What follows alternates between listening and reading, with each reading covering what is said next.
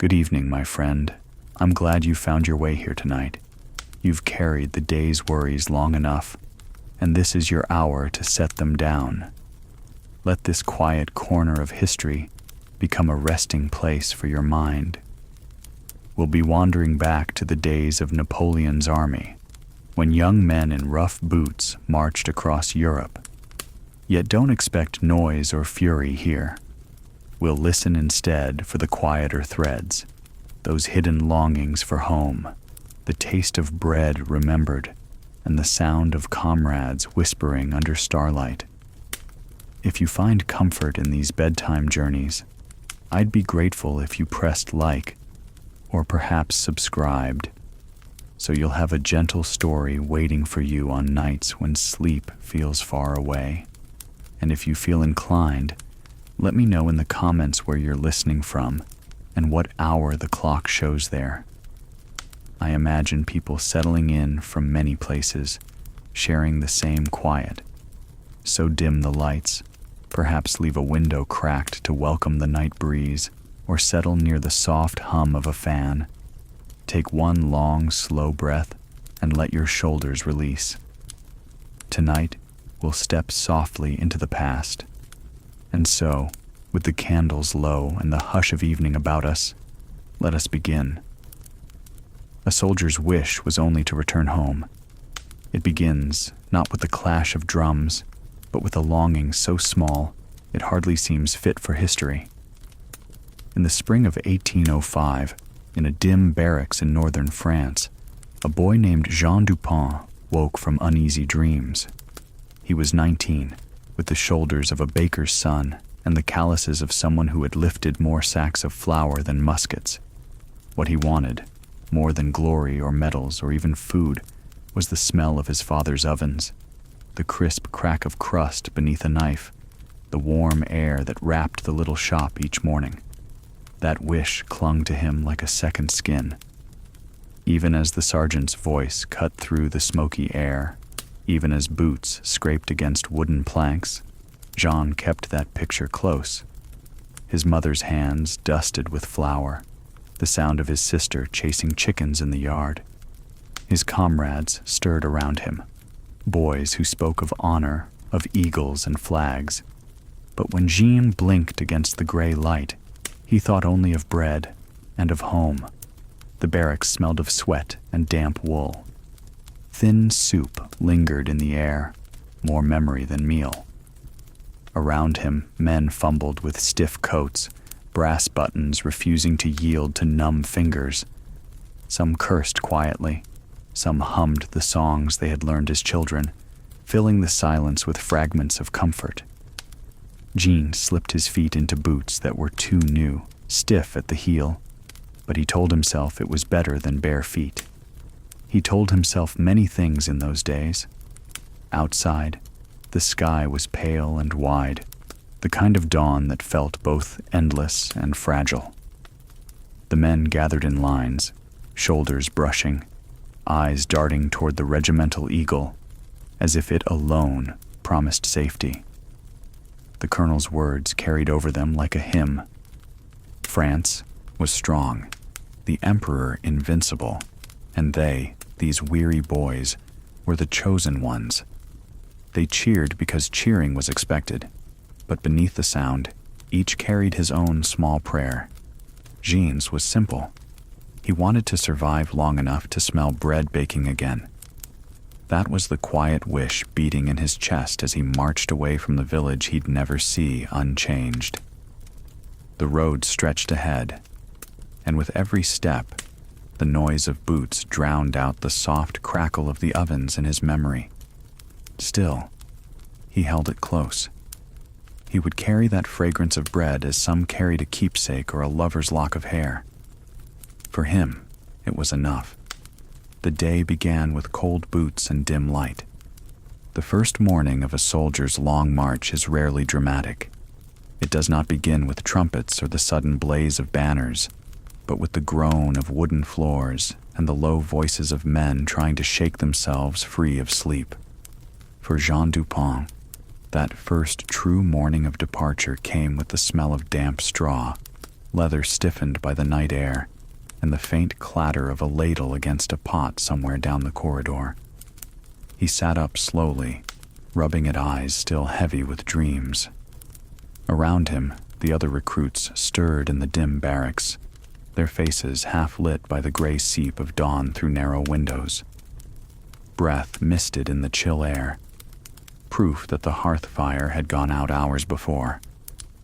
It was April, but cold lingered stubbornly in the stones. The sergeant's voice broke the hush. Up, boots on, form lines. It was not shouted, but carried the firmness of a man who had said those words too many times to waste strength on volume. The men obeyed, some with fumbling haste, some with the dull resignation of those already tired of the life they had barely begun. Jean bent to his boots. They were new, stiff at the seams, the leather creaking as he forced his feet inside. He grimaced at the pinch on his heel, knowing blisters would come before the day was out. Around him came a chorus of similar sounds. Boots pulled on with grunts, straps tugged tight, buckles refusing to yield to cold fingers. The ordinary struggle of young men dressing for a day they could not yet imagine. A bowl of thin broth waited at the end of the hall. Each man received a portion no larger than a child serving at home, but they drank it as though it were feast enough. The liquid warmed their bellies for a moment, though the warmth soon faded. Jean cupped the wooden bowl in his hands, savoring the steam more than the taste. The broth reminded him faintly of cabbage and bone, but mostly of smoke and salt. Not like your father's kitchen, eh? Marcel, the farmer's son who had become Jean's closest friend in those weeks of training, nudged him gently. His smile was thin but genuine, a small attempt to lighten the moment. Jean chuckled, though the sound carried no mirth. No, not like that at all. When the bowls were emptied and stacked, the sergeant called them again. Line up. Out the door. Quick now, boots scraped against stone, muskets shouldered with awkward rhythm. The men filed out into the morning. The sky was pale, the kind of light that carried neither warmth nor comfort, but promised a long day ahead. The courtyard smelled of horses and coal smoke. Wagons creaked as they were loaded with supplies. Officers moved briskly, their cloaks snapping in the breeze, their faces stern. Jean found his place in the line, shoulder to shoulder with Marcel, and a boy no older than 16, who still carried the roundness of youth in his cheeks. The boy's musket seemed too heavy for him. It drooped toward the ground until he noticed the sergeant's eye and straightened quickly, blushing. The drumbeat began, slow, steady, not yet the pounding rhythm of battle, but the measured cadence of movement. One step, then another, then 100 feet striking in near unison. The sound echoed off the stone walls and into the open road. The army was moving. For the first few miles, talk hummed quietly among the ranks. Men spoke of the emperor, how he had been seen in his gray coat, how his gaze could lift whole regiments. They spoke of victories past, names like Austerlitz and Jena, rolling off tongues as if the speakers had been there themselves. Jean listened but did not join. He carried his own private conversation inside his mind, one in which he answered the simple questions of his mother. Did you eat? Are your boots sound? Do you sleep warm enough? The road stretched out before them, edged with hedgerows just beginning to green with spring. Villagers paused to watch as the columns passed, women in aprons, children clutching their skirts, old men leaning on canes. Some waved, some remained solemn. A few pressed small gifts into the hands of passing soldiers, an apple, a strip of cloth, a whispered blessing. Jean saw one woman slip a crust of bread into her husband's pocket as he marched by, her face pale but determined. By midday, the rhythm of the march had settled into the bones of the men. The initial chatter died away, replaced by the shuffle of boots and the occasional cough. Blisters began to bloom. Shoulders ached from the constant weight of muskets. Backs protested the straps of haversacks digging into flesh. And still the drum carried on, merciless in its steadiness. They halted once, in a field damp with spring rain. Bread was passed around, hard as stone but edible when softened in water. Jean chewed slowly, savoring each bite. Marcel stretched out on the grass beside him, staring up at the sky. "Strange, isn't it?" he murmured. "How a man can march toward death on a day as gentle as this." Jean said nothing. He watched a lark rise into the air, its wings flashing against the pale sky, and wondered how many mornings he would see like this again. The march resumed. Afternoon shadows lengthened, and the road turned muddy beneath their boots. Wagons struggled through the ruts, horses snorting, drivers cursing under their breath. Once the column passed a farmhouse where the smell of baking bread drifted out through an open window. Jean's heart clenched at the scent, sharper than any memory. He closed his eyes for a moment, walking blind, letting the fragrance carry him home in his mind. Evening came with weary relief.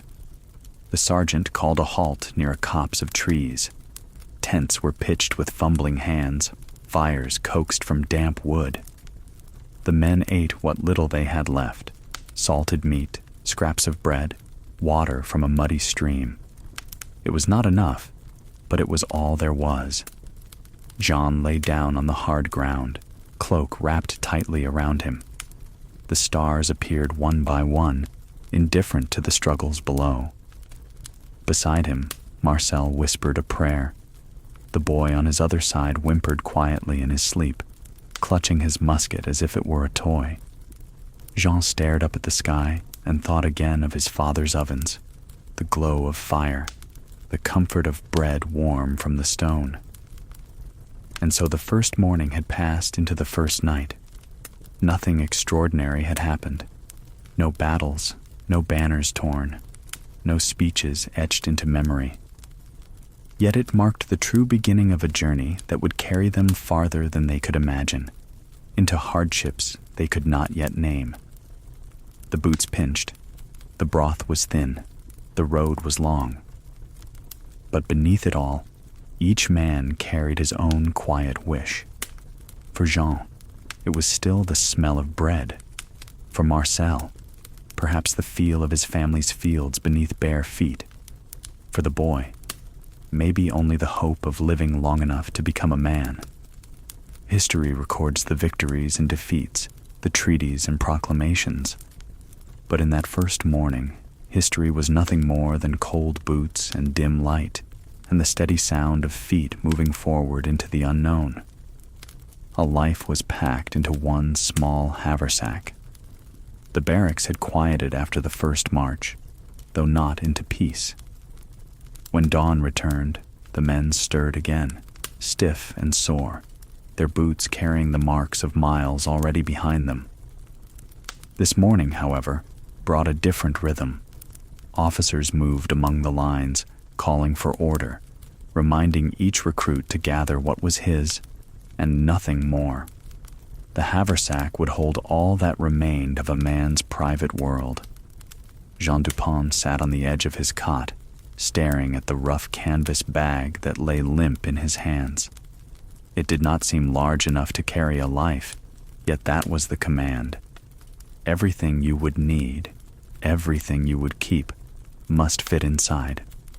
His mother's small locket, wrapped in cloth so it would not scratch. 2 pairs of socks, knitted unevenly by his younger sister with wool that was never quite warm enough. A folded scrap of paper with his father's handwriting. An old bakery recipe for rye loaves that had no place on a battlefield, but seemed wrong to leave behind. Each item felt heavier than the musket leaning against the wall. He slid them carefully into the bag, pressing them into corners, adjusting and readjusting as if he could make space where none existed. Around him, other men did the same. Marcel tucked in a small wooden carving of a horse, whittled by his father in younger days. The boy soldier, barely grown, carried only a kerchief from his mother, bright with fading color, smelling faintly of lavender. The haversack itself was rough, the straps cutting across shoulders already raw from marching. But no one complained. To complain was to admit how fragile these tokens were, how desperately they needed them. So the men kept silent, tying knots, rolling blankets, tucking spoons and cups beside their keepsakes. Breakfast came late and meager. Black bread hard enough to break teeth, dipped into a broth so thin it seemed little more than colored water. Yet the men ate with the appetite of those who knew the next meal might not come. Jean chewed slowly, eyes on the sack beside him, feeling its presence like a heartbeat. When the call came to form ranks, he swung the haversack over his shoulder. Its weight settled against his back, awkward at first, then familiar. He wondered if it would grow lighter with use, or if memory itself was the burden. The march resumed, boots striking the dirt road in uneven unison. Dust rose beneath their feet, carried by the morning wind. Villagers watched from doorways, some crossing themselves as the line passed, others turning away as though unable to watch sons and brothers vanish into the distance. Children ran alongside for a while, shouting questions, offering wildflowers plucked from fields. The sergeants shouted them back, but Jean caught one flower and tucked it into the strap of his haversack. It wilted quickly in the sun, but he kept it anyway. As the day wore on, the haversack became not just a container, but a quiet tether to the idea of home. Men opened theirs at midday halts, not always for food, but simply to touch what lay inside. Jean unfolded the scrap of his father's recipe and read the words he had long since memorized. Flour, water, yeast, salt. Knead until the dough remembers your hands. He traced the ink with his finger, as though doing so might bring the warmth of the bakery closer. Marcel caught him once, smiling gently. You'll bake again, my friend. Perhaps sooner than you think, but his eyes betrayed a doubt. He did not speak aloud. The road grew rougher in the afternoon. Stones caught at boots. Carts broke wheels in ruts. Curses rose and fell like waves. Jean's shoulders ached from the strap cutting across his collarbone. He shifted the haversack, moved it higher, lower, tried carrying it to the front. Nothing eased it for long. Still, he would not have laid it aside for anything. Some men did abandon theirs, throwing possessions into ditches when the weight became unbearable. But Jean clung to his, the locket and socks and paper hidden inside more precious than gold. Night brought camp again, this time in a meadow by a stream. Fires flickered uncertainly in the breeze, sparks carried upward into the dark. Men huddled close, nursing sore feet, muttering about the miles yet ahead. The haversacks lay close at hand, some used as pillows, some clutched in arms as if against theft. John rested his head on his own, the canvas rough but reassuring. He thought of his sister's uneven stitches, his father's ink-stained recipe, the faint perfume of lavender. These small things gave shape to the silence of the night. And yet, there was always the shadow of what lay ahead. Whispers carried through the camp, names of places where battles had been fought, where blood had been spilled. Austerlitz, Ulm, Marengo. Men repeated them like distant storms, thunder still far away but rolling closer. The keepsakes in their bags seemed suddenly fragile, unable to shield against steel or fire. Still, each man kept his close. Sometime after midnight, Jean woke to the sound of muffled weeping. He turned his head to see the boy soldier, his mother's kerchief pressed against his face. The lad tried to stifle his sobs, but the sound slipped through. Jean said nothing, only shifted slightly so his shoulder brushed the boy's, a small reminder that he was not alone. The weeping slowed, then ceased, and both drifted back into uneasy sleep. The next morning, the haversacks were hoisted once more, their weight familiar now, like the ache in feet and the hollow in stomachs. They would carry these bags through mud, through snow, through battles and retreats, and many would lose them along the way. But for now, each sack was a world entire. By mid-morning, the regiment reached a crossroads where another column was already passing. The road narrowed, the lines jostled, and in the crush, John's haversack caught on a wagon wheel. For one breathless moment, it seemed it would tear away. Panic surged sharper than hunger. He yanked hard, freeing it at the cost of a ripped strap. He checked inside quickly, the locket, the socks, the paper, all safe. Only then did his breath steady.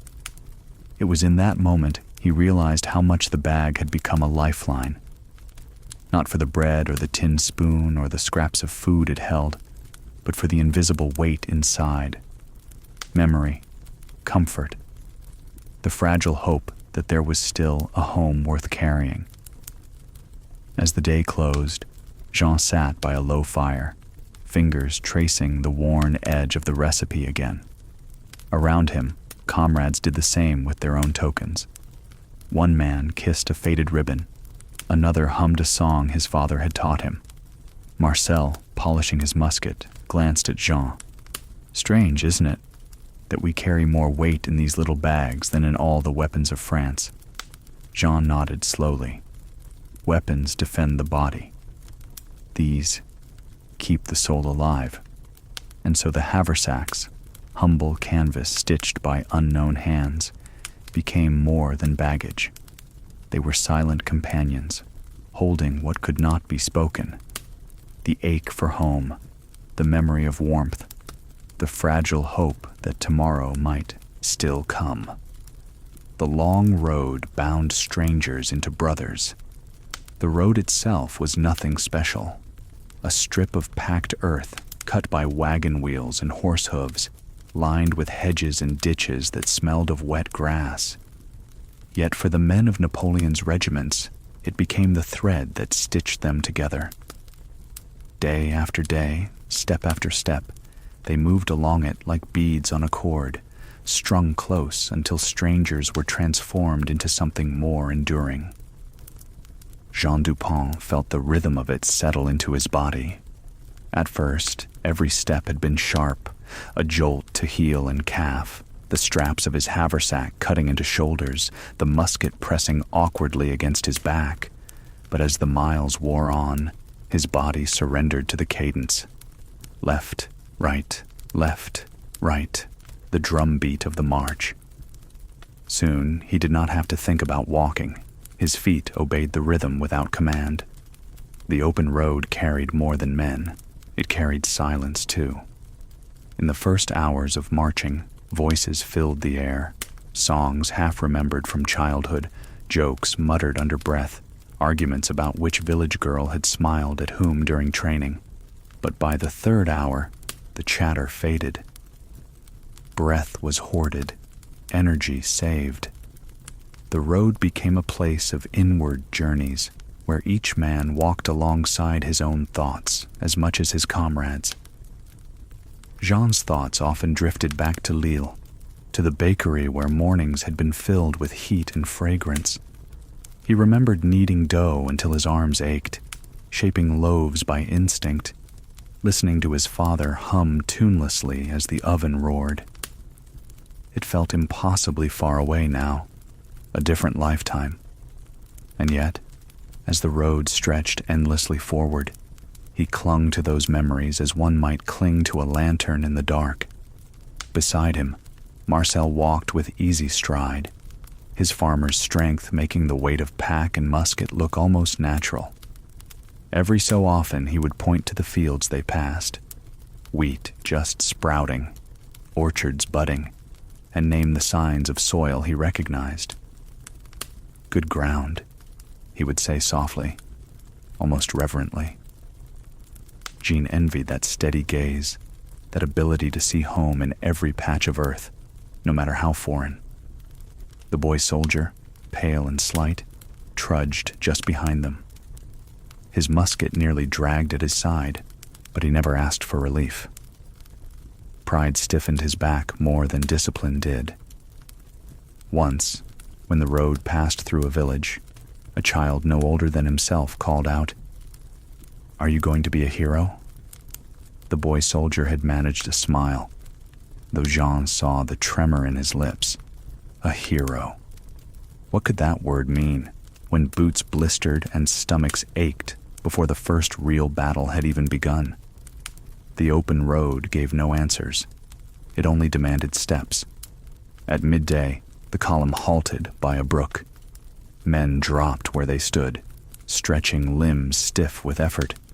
Water was scooped up in helmets, sloshed into mouths, splashed onto faces that were more dust than skin. Jean sat with Marcel beneath a low tree, chewing at a crust of bread until his jaw hurt. The boy soldier sat apart, unwrapping his mother's kerchief and folding it again and again, as though the ritual itself lent him strength. Around them, the sound of the army resting filled the air, boots unlaced, sighs of relief, horses stamping. For a moment, the war felt distant. The brook chuckled softly, the branches whispered. Jean leaned his head back against the tree and almost believed he was only out for a long walk, a picnic cut short by poor fare. Then the drum called again, and the spell was broken. Men groaned, cursed under breath, pulled straps over raw shoulders. The road awaited. Afternoon brought heat. The sun pressed down, turning the dust into a choking haze. Carts broke down, wheels spinning uselessly until repaired with curses and splinters. Officers rode past, cloaks snapping, eyes scanning for stragglers. The line bunched and stretched, men stumbling into each other when the pace faltered. Yet still they moved forward, bound by the same invisible thread. At one point, the road curved along a rise, offering a view of the column in full. Jean glanced back and saw miles of men, blue coats faded by dust, muskets catching glints of sun, banners drooping, but still proud. It was a sight both magnificent and terrible. Magnificent in the sheer scale of it, terrible in the thought of how many of those faces would not see home again. Evening crept in with long shadows. The air cooled, bringing a measure of relief. Villagers appeared again, offering apples, cups of water, sometimes nothing more than silent stares. A woman pressed a loaf of bread into Marcel's hands and whispered something Jean could not hear. Marcel tore it in two, gave half to Jean without a word. They ate slowly, as though reverence could stretch the loaf into more than it was. When the halt was called, the men sank gratefully onto the ground. Fires flickered up, smoke curling into the twilight. Jean sat close to Marcel, the boy soldier nearby. They shared stories, not of glory or battle, but of home, the way wheat bent in the wind, the sound of hens in the yard, the smell of bread in the oven. Others joined in, voices low, laughter gentle. The road had bound them together, not with victories or medals, but with weariness and simple human need. As night deepened, the stars came out, brilliant and cold. Men wrapped themselves in cloaks, boots tucked beneath heads, muskets kept close. Jean lay staring at the sky, the murmur of comrades fading into silence. The road stretched before them still, invisible now in the dark, but no less real.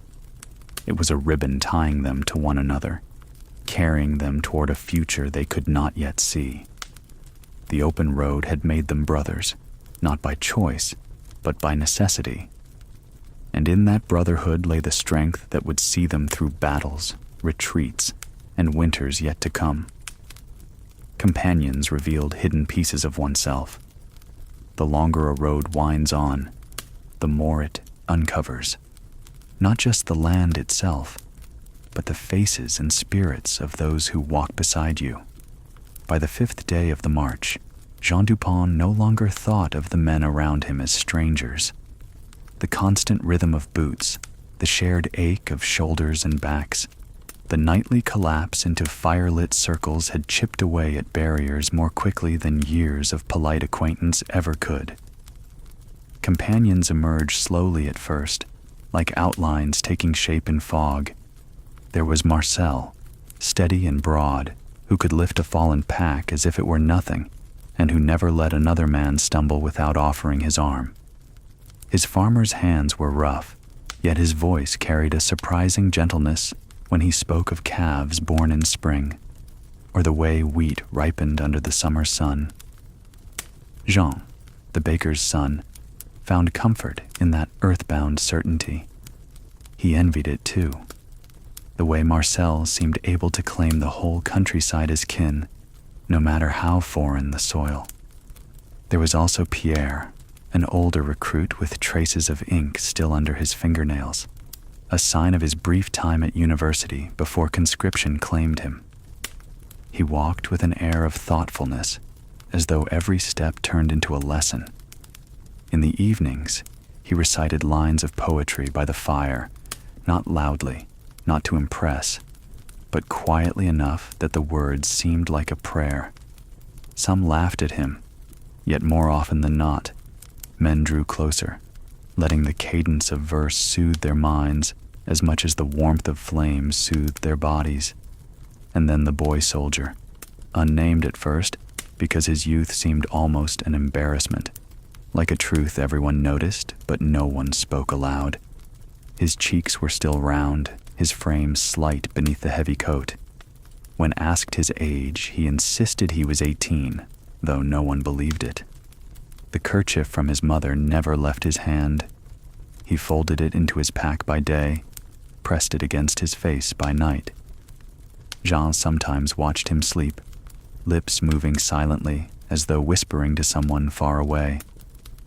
Around these central figures swirled others, men with scars from earlier campaigns who bore themselves with weary pride, men from distant provinces whose accents turned simple French words into songs of their own, men who had little to say but whose presence was steady as the beat of a drum.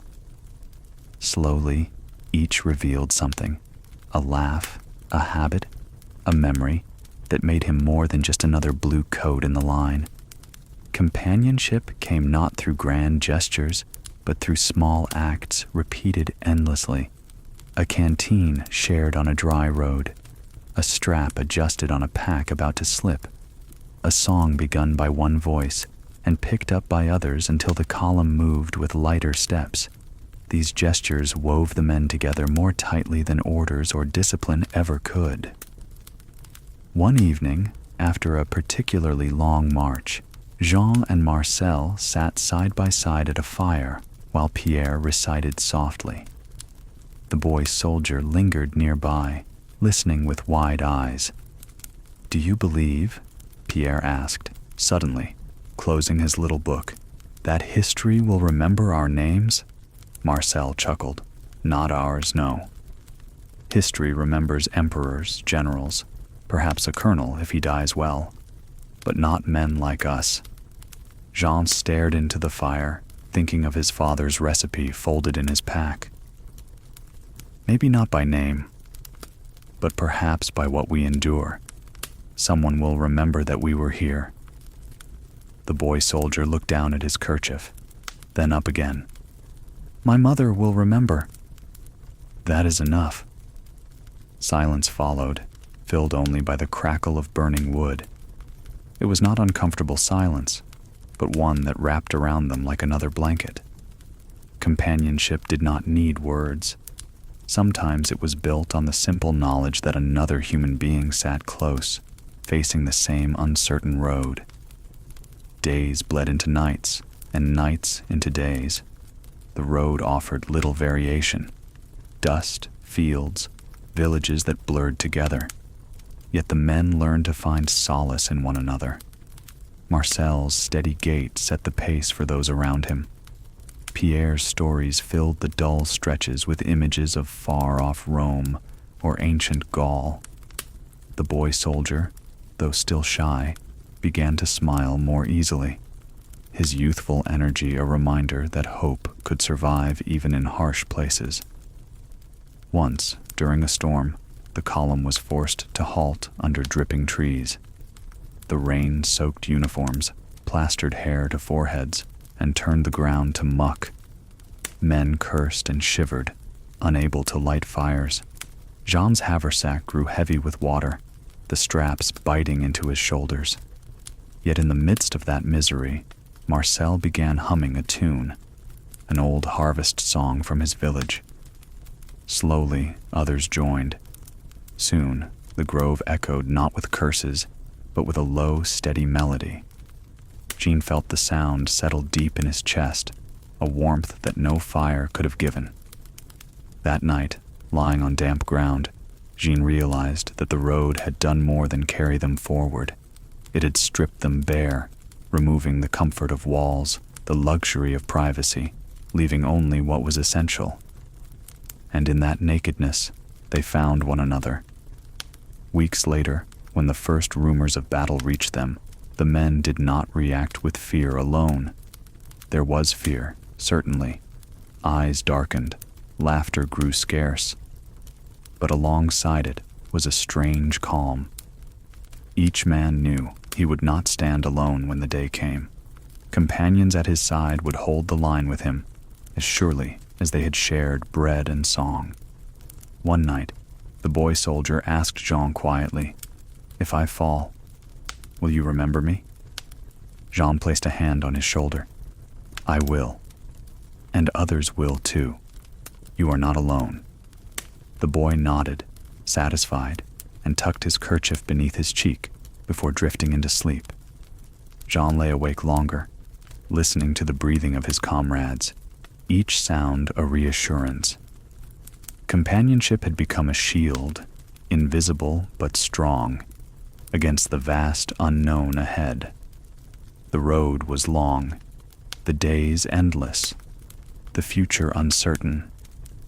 But with companions at his side, Jean felt a strength that was not his alone. In the hush of night, he understood. No man survives by bread or bravery alone. He survives because someone walks beside him, carrying part of the weight, sharing part of the silence. And so the road continued, step by weary step, binding men not just into regiments, but into brotherhoods that history would never name, yet could never erase. A quiet gesture could change an endless march. The march did not end, though days blurred together until time itself seemed like a trick of memory. Jean felt that the road was less a path and more a spell, one that kept them walking forward whether they wished to or not. Yet, within the monotony, small things began to matter. Tiny shifts of air, the tone of a voice, the press of a hand. One afternoon, the sky was a low lid of gray, heavy with clouds that threatened rain but withheld it cruelly, leaving the air damp and raw. The column trudged on, boots striking mud that sucked at soles with a sound like sighs. Men bent under their packs, their heads lowered. Conversation dwindled to nothing. Jean felt hunger sharpen the edges of his thoughts. He wished for bread, even dry crusts, but his satchel was empty. Marcel walked beside him, silent, his broad shoulders hunched. From behind, the boy soldier gave a faint cough. The sound was thin, fragile, and it carried forward like a note from a broken flute. Jean slowed his pace until the boy drew even. His face was pale, his lips cracked, the kerchief at his throat damp with sweat. "Keep moving," Jean whispered. "We are almost to the river." He said it though he did not know if it was true. Sometimes words, even uncertain ones, were enough to keep a man walking. By dusk, the regiment halted at a stretch of field where grass still stood. Fires were kindled slowly, smoke rising in hesitant columns. The rations handed out were smaller than ever. A slice of bread no thicker than a finger, and a piece of salted pork tough enough to resist even the sharpest teeth. Jean stared at his portion, his stomach twisted with longing. But when he looked to the boy soldier and saw him trying to chew his bread with trembling hands, something shifted inside him. Quietly, without announcement, Jean broke off half of his pork and passed it across. The boy shook his head. "No, you need it." Jean pressed it into his palm. "Take it. Tomorrow there may be more." It was such a small thing, an inch of meat, a gesture hardly worthy of notice. Yet the boy's eyes filled, not with tears, but with a brightness that seemed to cut through the gloom. He ate slowly, reverently, as though each bite held the promise of life itself. Pierre, who had been watching from the other side of the fire, said softly, "Kindness is the only coin worth spending out here. It multiplies instead of diminishes." Jean said nothing, but inside he felt something settle. Hunger gnawed still, but less fiercely. It was as though the act itself had nourished him. In a way, salt and fat could not. The night was long and restless. Rain came at last, a soft drizzle that tapped on coats and hissed against the fires until smoke curled low over the camp. Men drew closer, packs pulled tight to shield the flames. The boy soldier lay near Jean, his breathing easier now, the kerchief folded beneath his cheek like a child's toy. Jean lay awake longer than he intended, listening to the rain, watching the glow of embers. The memory of his father's bakery rose, warm light, the yeasty smell of loaves cooling on wooden shelves, the quiet joy of sharing bread with neighbors. He realized that even here, in mud and misery, the principle remained the same. Bread was meant to be shared. Life was meant to be shared. Morning dawned gray again, the road slick and treacherous. Men stumbled, cursed, and rose again. As they set out, Marcel handed Jean a crust from his own portion. "You gave yours away last night," he said simply. "Now, it comes back to you." Jean accepted, warmed not just by the food, but by the circle it had completed. A gift had passed from hand to hand, and returned, altered but not diminished. He ate with gratitude, feeling strength seep back into his legs. Later, when the regiment reached a small village and was ordered to billet in barns and stables, Jean remembered the lesson again. A woman, her face lined with both fear and fatigue, stood in a doorway clutching a child. Soldiers pressed past her, seeking shelter. Jean paused, removing his hat, and offered her the last of his bread before stepping into the barn. She said nothing, but her eyes softened, and she nodded as though acknowledging not him alone, but the possibility of mercy in a world that had forgotten it. That night, he dreamt of simpler times, of sharing a loaf with his sister, of watching crumbs fall to the table, of laughter in the kitchen. He awoke with tears on his cheeks, but a strange steadiness in his chest. Kindness had not ended the march, nor filled empty bellies, nor stopped the war. But it had done something smaller, quieter, and perhaps more lasting.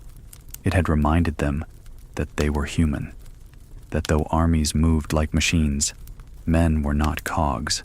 They were fathers, sons, brothers, and strangers capable of touching each other's lives in ways no drumbeat could command. Jean carried that truth with him as the column resumed its endless pace.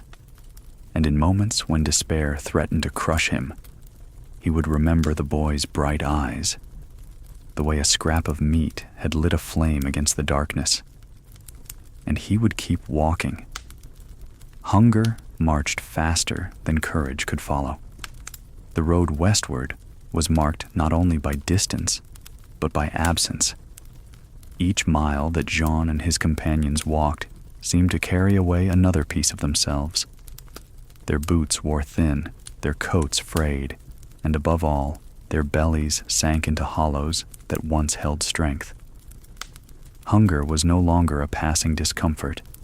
It had become a companion more, loyal than any soldier, pacing every step, whispering at every halt. In the beginning, rations had been measured if meager. Bread baked days before, pork salted long enough to endure, dried peas that softened reluctantly in boiling water. Now, weeks into the retreat, even that small order dissolved into chaos. Wagons abandoned along the way carried nothing but broken wheels. The supply lines had collapsed under snow and pursuit. What remained was whatever could be scavenged: a frozen turnip pried from hard earth, a crust left behind in a deserted cottage, bark scraped from trees to quiet the pangs for a time. Jean felt his body thinning. His arms no longer carried the easy strength of a baker's son who once hefted sacks of flour with ease. His cheeks hollowed, his breath shortened. At night, lying close to the embers, he pressed his hand to his stomach as though to still the restless animal gnawing within. Hunger sharpened the world, made sounds harsher, smells more piercing, thoughts more desperate. The boy's soldier, too, weakened visibly. His kerchief hung loose against a neck too thin for youth. His steps faltered often. Once, when the column halted by a frozen stream, he bent to scoop handfuls of snow, chewing it as though it might fill him. Marcel pulled him back, warning softly that too much cold would only sicken him further. The boy's eyes flashed with frustration, then dulled again, resigned. It was during those days that stories became food. Around the fire, Pierre spoke of banquets long past, tables laden with roasted meat, candied fruit glistening like jewels, golden loaves steaming beside silver knives. Men leaned forward, eyes gleaming, each word painting a meal their bodies could almost taste. Some laughed at the cruelty of such tales, yet no one asked him to stop. Imagination fed what reality withheld. Jean found himself telling stories too, though more modest ones. He described his father's bakery, the morning scent of yeast rising from dough, the crisp crust cracking beneath a blade, the warmth of ovens that banished the chill of dawn. As he spoke, he could see men close their eyes, see shoulders loosen as if they had stepped briefly into that fragrant shop. Even Marcel, ever stoic, smiled faintly, his lips moving as though tasting the memory of bread. But hunger was not content with dreams alone. It tested bonds, gnawed at trust. There were whispers of men who stole from comrades while they slept, who crept to the dead to search pockets for scraps. Jean never saw such acts himself, but he felt the temptation. One night, staring at the small loaf in his pack, he thought how easy it would be to eat it all, to let no one know. Shame struck quickly after, but the thought lingered, reminding him of his own frailty. The turning point came one bitter evening when the column stumbled upon a farmhouse long deserted. Its roof sagged, windows broken, yet walls still stood. Searching inside, Marcel found a barrel of grain, damp, but not spoiled. The men fell upon it like wolves, hands scooping, mouths chewing raw kernels. Jean held back at first, watching the frenzy, the way even discipline dissolved before need. Then he too joined, stuffing his mouth with handfuls of rough grain. It filled him little, but it eased the edge, dulled the growl within. That night, As they lay in the shelter of the farmhouse, Jean thought of how quickly hunger reduced men to animals, how fragile the line of civility truly was. And yet, he also saw something else.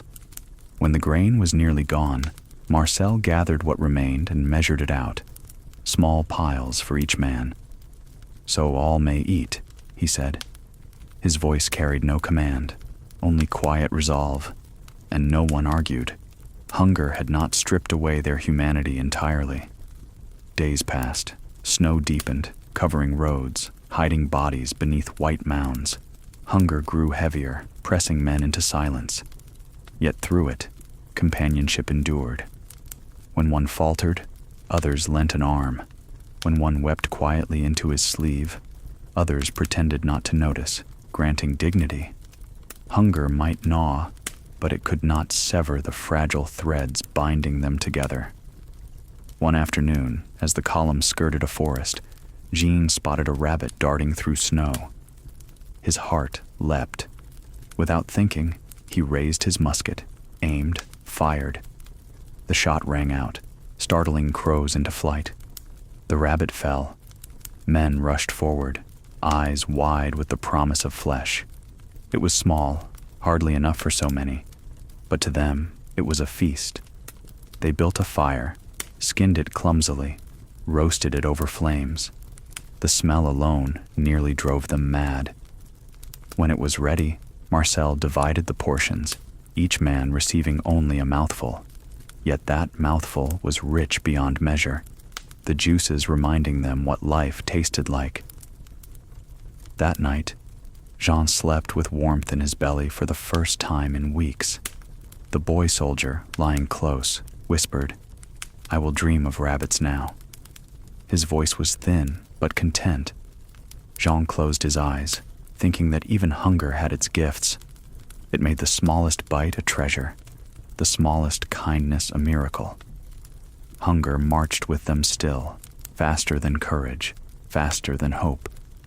But they marched too, step by weary step, proving that though empty stomachs could bend their backs, they could not break their will. Stars softened the hardness of the ground. There were nights when exhaustion pressed so heavily upon the men that they simply collapsed where they stood, too weary to build fires, too hollow to speak. Yet there were also nights when the sky, vast and unending, seemed to lean closer, offering a kind of solace that no ration wagon, no command could provide. The stars became their quiet companions, as steady as the march itself.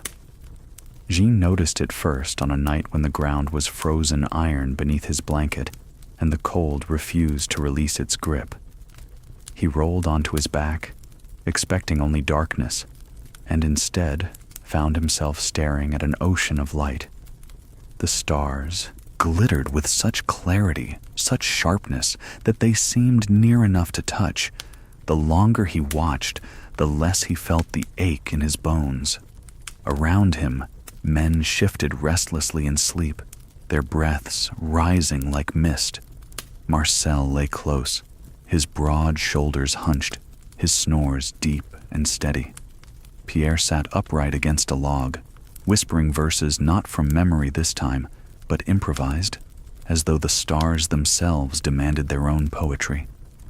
The boy soldier, kerchief clutched in his hand, murmured his mother's name in dreams. And above them all, the constellations kept silent watch. In those moments, the earthbound misery of hunger and frost seemed smaller. The heavens offered perspective. Men might march and suffer and die, but above the stars wheeled on, eternal, indifferent, and strangely comforting. Jean found his breathing slow, his thoughts ease. He whispered to himself the names his father had taught him: Orion, Cassiopeia, the Great Bear.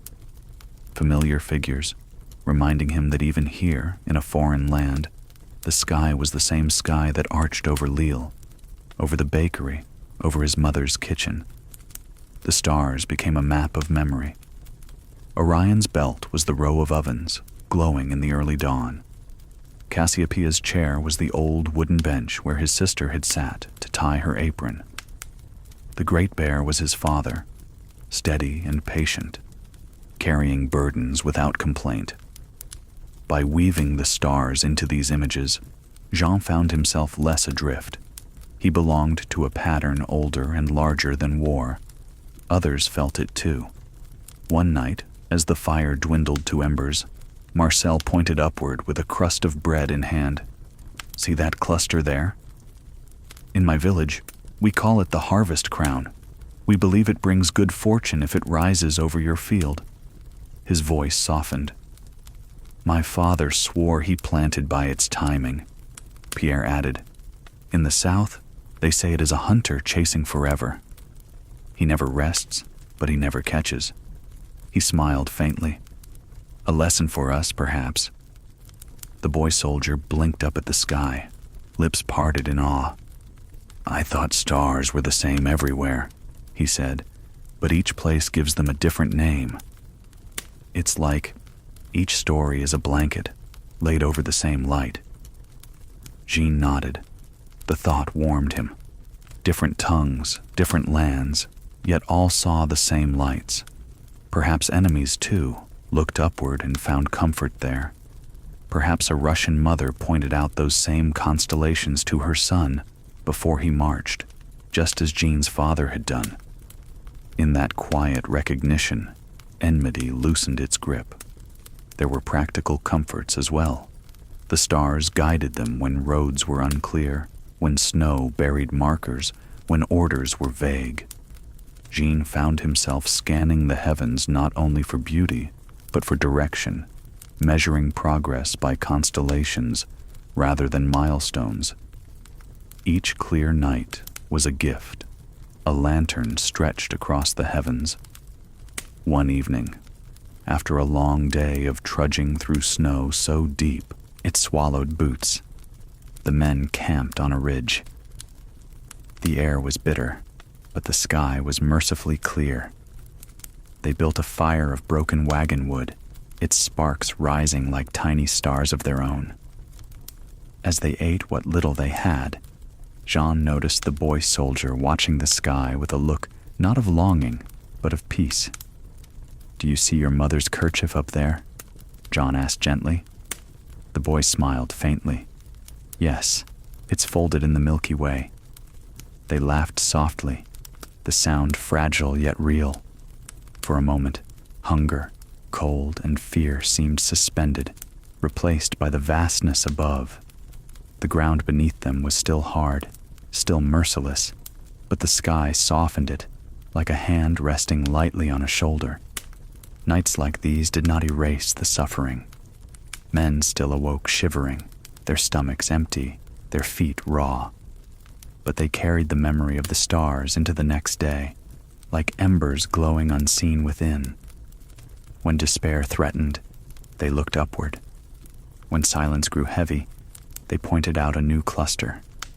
The stars became their common language, a vocabulary of endurance. Jean understood then that the march was not measured only in miles, but in moments of light, a scrap of bread, a shared story, a constellation glimpsed between clouds. These were the steps of the spirit, and without them, the body would falter. Onward they went, beneath heavens unchanging, each night a reminder that even the darkest road was lit, however faintly, from above. Rumors carried heavier weight than packs. Before a battle, the world changes its voice. It does not shout. It lowers itself to a whisper that moves along the ranks more surely than any order. A murmur that threads through cook fires and tent seams, through the steam of thin soup and the smoke of damp wood. Jean Dupont began to notice it, in the way men leaned closer when speaking, as if sound itself might betray them to the hills. Even the horses seemed to breathe more carefully, their ears turning to catch what men could not quite say. It started with small things. A courier riding hard at dawn, cloak dark with frost, and an officer who did not look up as he took the folded paper. the colonel's hand closing over the message and slipping it beneath his coat. Drummers ordered to practice quietly, their sticks tapping against leather with a muted patience that felt like the holding of one long breath.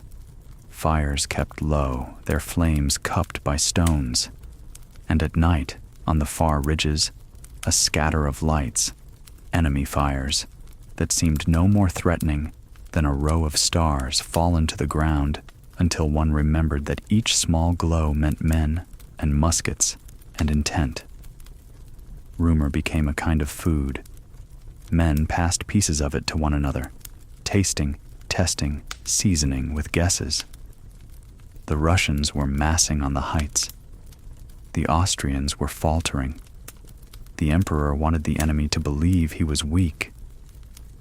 No, the emperor was already gone to the right, or to the left, or not gone at all, but everywhere, riding in that gray coat that could convince a tired regiment to stand a little straighter.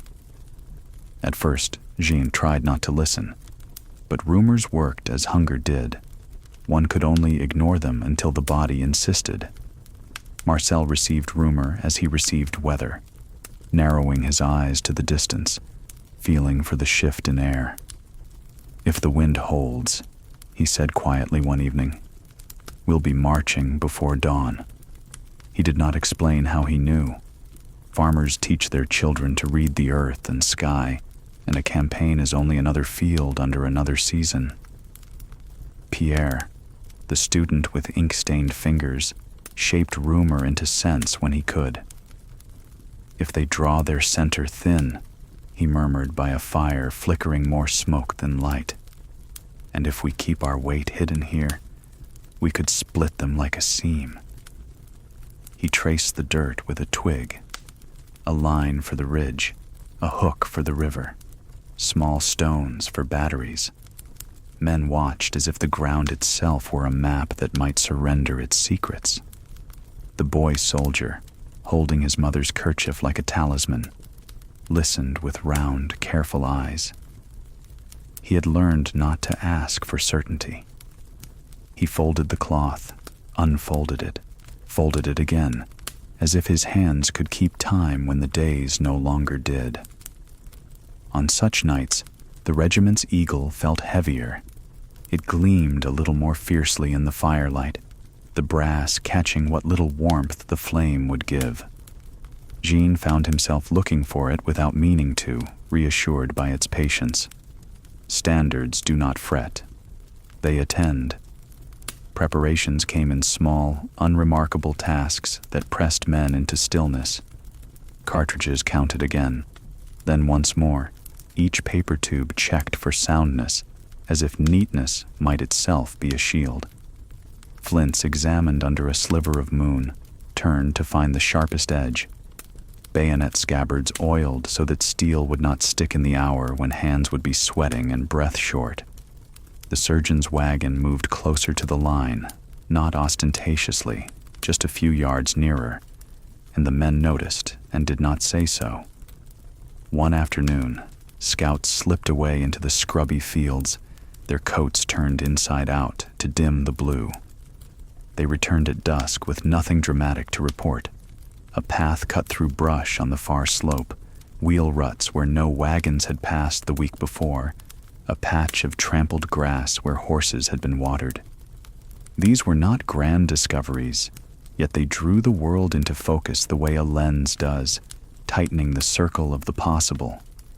The officers spoke more softly. When they laughed, the sound did not travel.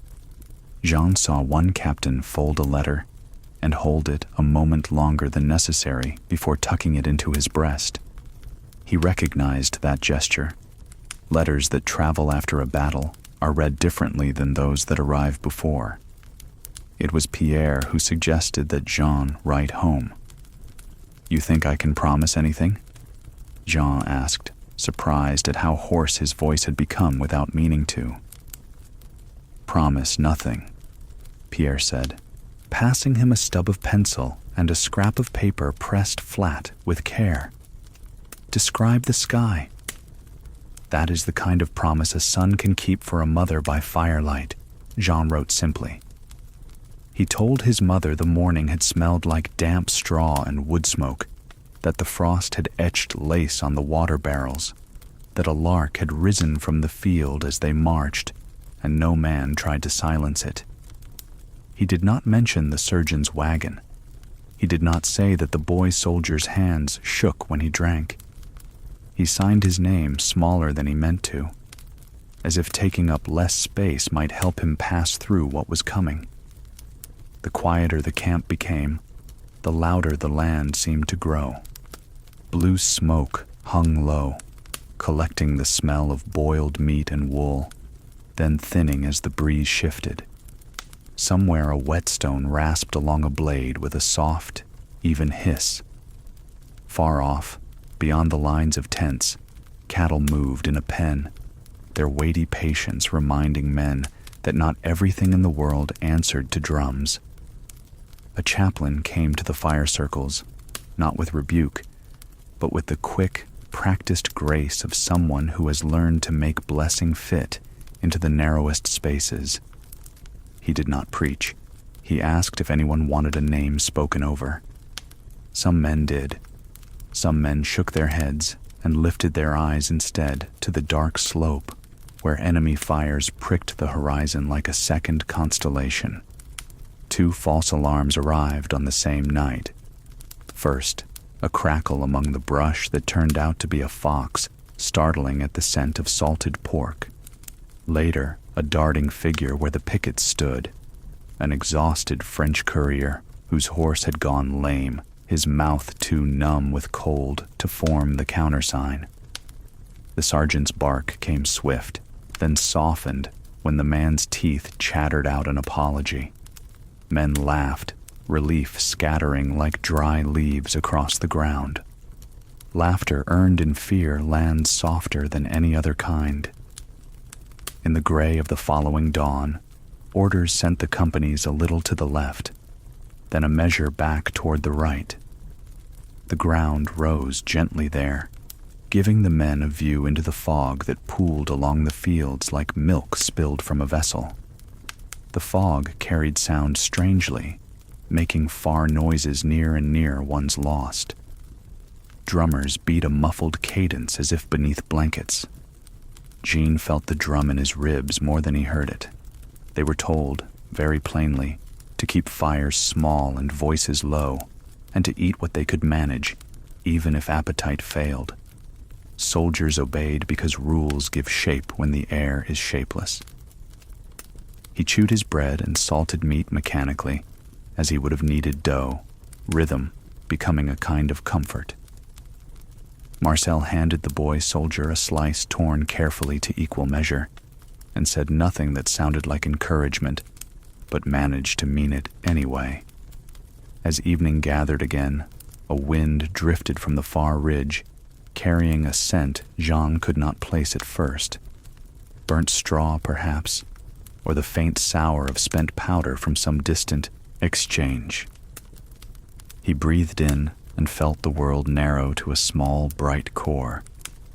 Tomorrow, Marcel said, not as an omen, not as a boast, just the word laid gently between them. John did not argue. He tightened his haversack, checked his flint one more time, and arranged his blanket so the edge would not flap against his cheek in the night. He found the eagle with his eyes and held it there a breathing's length, then let the image fall back into the dark like a coal settling in a grate. They slept early, which is to say they closed their eyes and practiced stillness. Around midnight, Jean woke to the silence that comes before snow, though no flakes fell. The camp seemed to hum at a pitch too low for the ear. He turned on his side and found the boy soldier awake, eyes wide, not with terror, but with the innocent confusion of one who has arrived at an hour he has imagined often but never inhabited. Jean reached across and laid his hand lightly on the boy's forearm. The boy nodded once, a heartbeat of recognition passing between them, and both looked up at the sky as if it might give some sign beyond its untroubled face. At the far edge of camp, an officer walked the line, stopping now and then to kneel and press his palm to the ground. Listening, Jean realized, for the slightest tremor of movement, the distant shift of mass. Or perhaps he too simply needed the reassurance of contact with something solid. Footsteps are steadier when the earth answers. At last, before dawn, the colonel appeared with a hush of attendants. He did not lift his voice to address the men. He moved from fire to fire, saying simple things that belonged to ordinary life. "Your strap is twisted here," and he loosened it and set it right. "Keep that pan dry," and he touched a flintlock with a cloth. "Sleep if you can. Wake at the second drum." It was not rhetoric. It was care, delivered in pieces small enough to swallow. The men answered in kind, with nods, with shapes of the mouth that might have been smiles, with the quiet of those who understand the value of keeping breath warm inside the chest. Just before the horizon thought about light, Jean felt the camp draw itself up in spirit, like a body filling its lungs in preparation for speech. A low roll of drum moved through the fog, a patient heart calling other hearts to match it. He closed his eyes a moment and pictured his mother's kitchen, the sheen of dough, the proofing cloth, the way steam curled when a door opened to the oven's glow. Then he opened them and stood. Rumors had carried them to the lip of morning. From now on, the day would speak plainly. Yet even here, in the hush before orders, the whispers had done their work well. They had brought the men closer to one another, taught them the language of careful hands, reminded them that fear, when shared quietly, becomes a thing that can be held rather than a fog that cannot be walked through. Jean settled the weight of his musket, felt the familiar tug of the haversack, and took his place in the line beside Marcel and the boy soldier and Pierre. Nothing had yet begun, and already everything had changed. A gray coat in fog brought calm resolve. There are mornings when the world wakes in silence, as though sound itself has been taken away to some far place. That was the morning Jean remembered most clearly. The fog lay thick across the fields, muffling every step, every word. Men walked carefully, their boots vanishing into mist before their own eyes. Somewhere beyond the curtain, cannons waited, but the air was too heavy to carry their voices. The world felt paused, balanced between dread and stillness. Jean's regiment moved in ordered silence. Muskets rested on shoulders, bayonets fixed but hidden by fog. The men breathed together, each cloud of vapor rising and dissolving into another. Marcel was near him, eyes narrowed, scanning for shapes in the whiteness. Pierre hummed quietly, not a tune but a thread of sound, as though tethering himself to the earth. The boy soldier clutched his kerchief tighter than ever, his knuckles white beneath the dirt.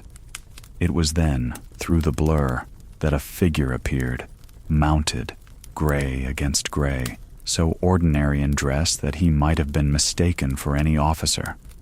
The horse's breath poured from its nostrils in pale plumes. At first, the men did not stir. They squinted, cautious. Then someone whispered, soft but certain, "The Emperor." The word traveled like a current. No drum announced it. No trumpet proclaimed. Yet within moments, the fog seemed less dense, the air less sharp. Men lifted their heads. Backs straightened. Even Jean felt something shift inside, a coiling of fatigue into form.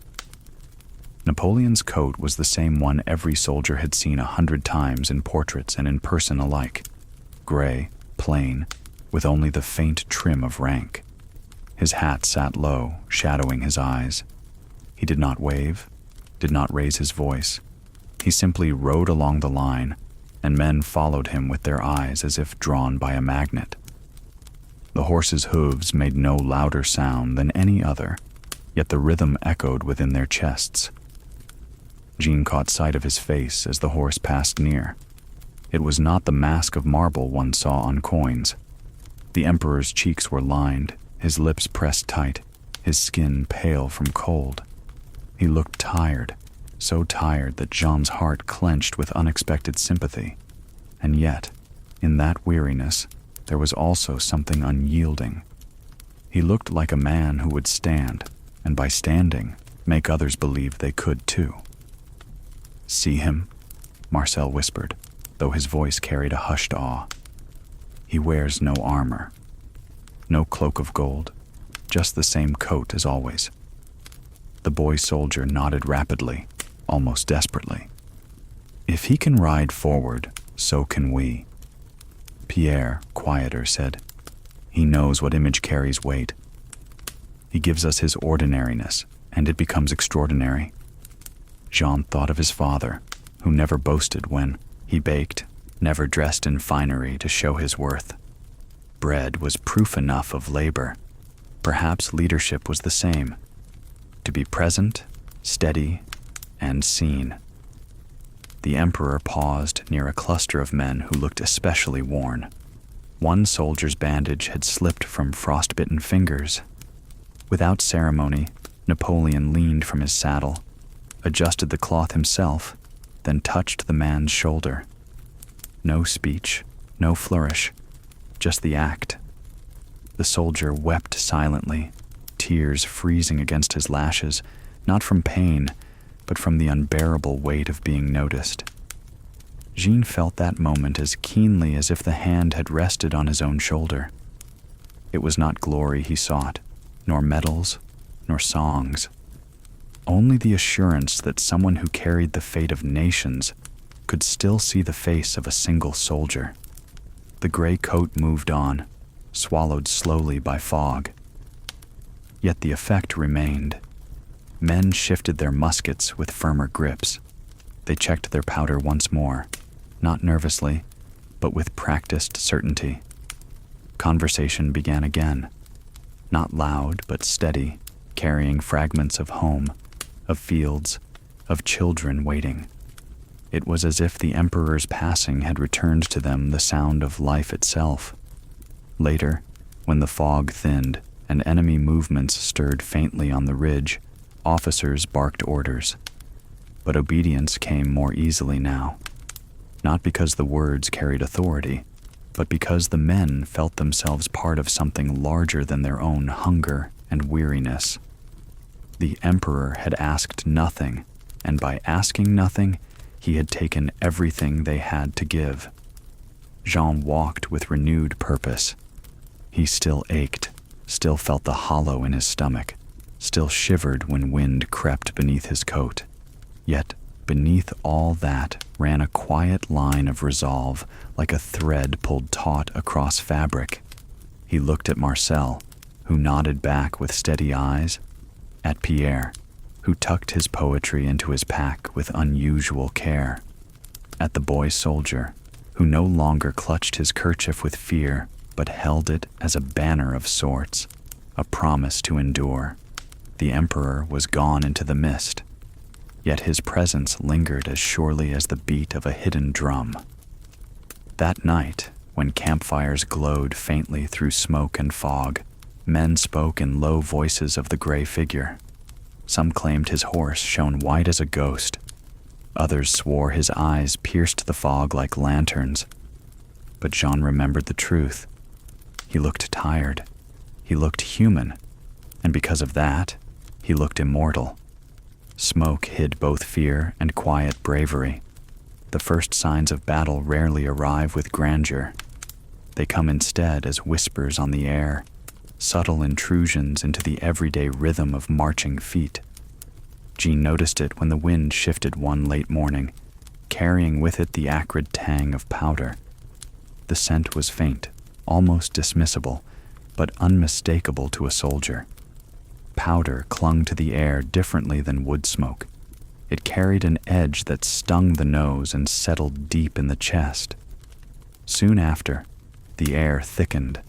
Low clouds had clung to the earth for days, but now gray smoke drifted among them, curling in thin veils that caught the light in unsettling ways. It clung to coats, seeped into blankets, disguised distance. Men squinted against it, unsure if the shadows they saw were trees, wagons, or enemies. Even birds avoided the sky, flying wide arcs as though unwilling to cut across the unseen line.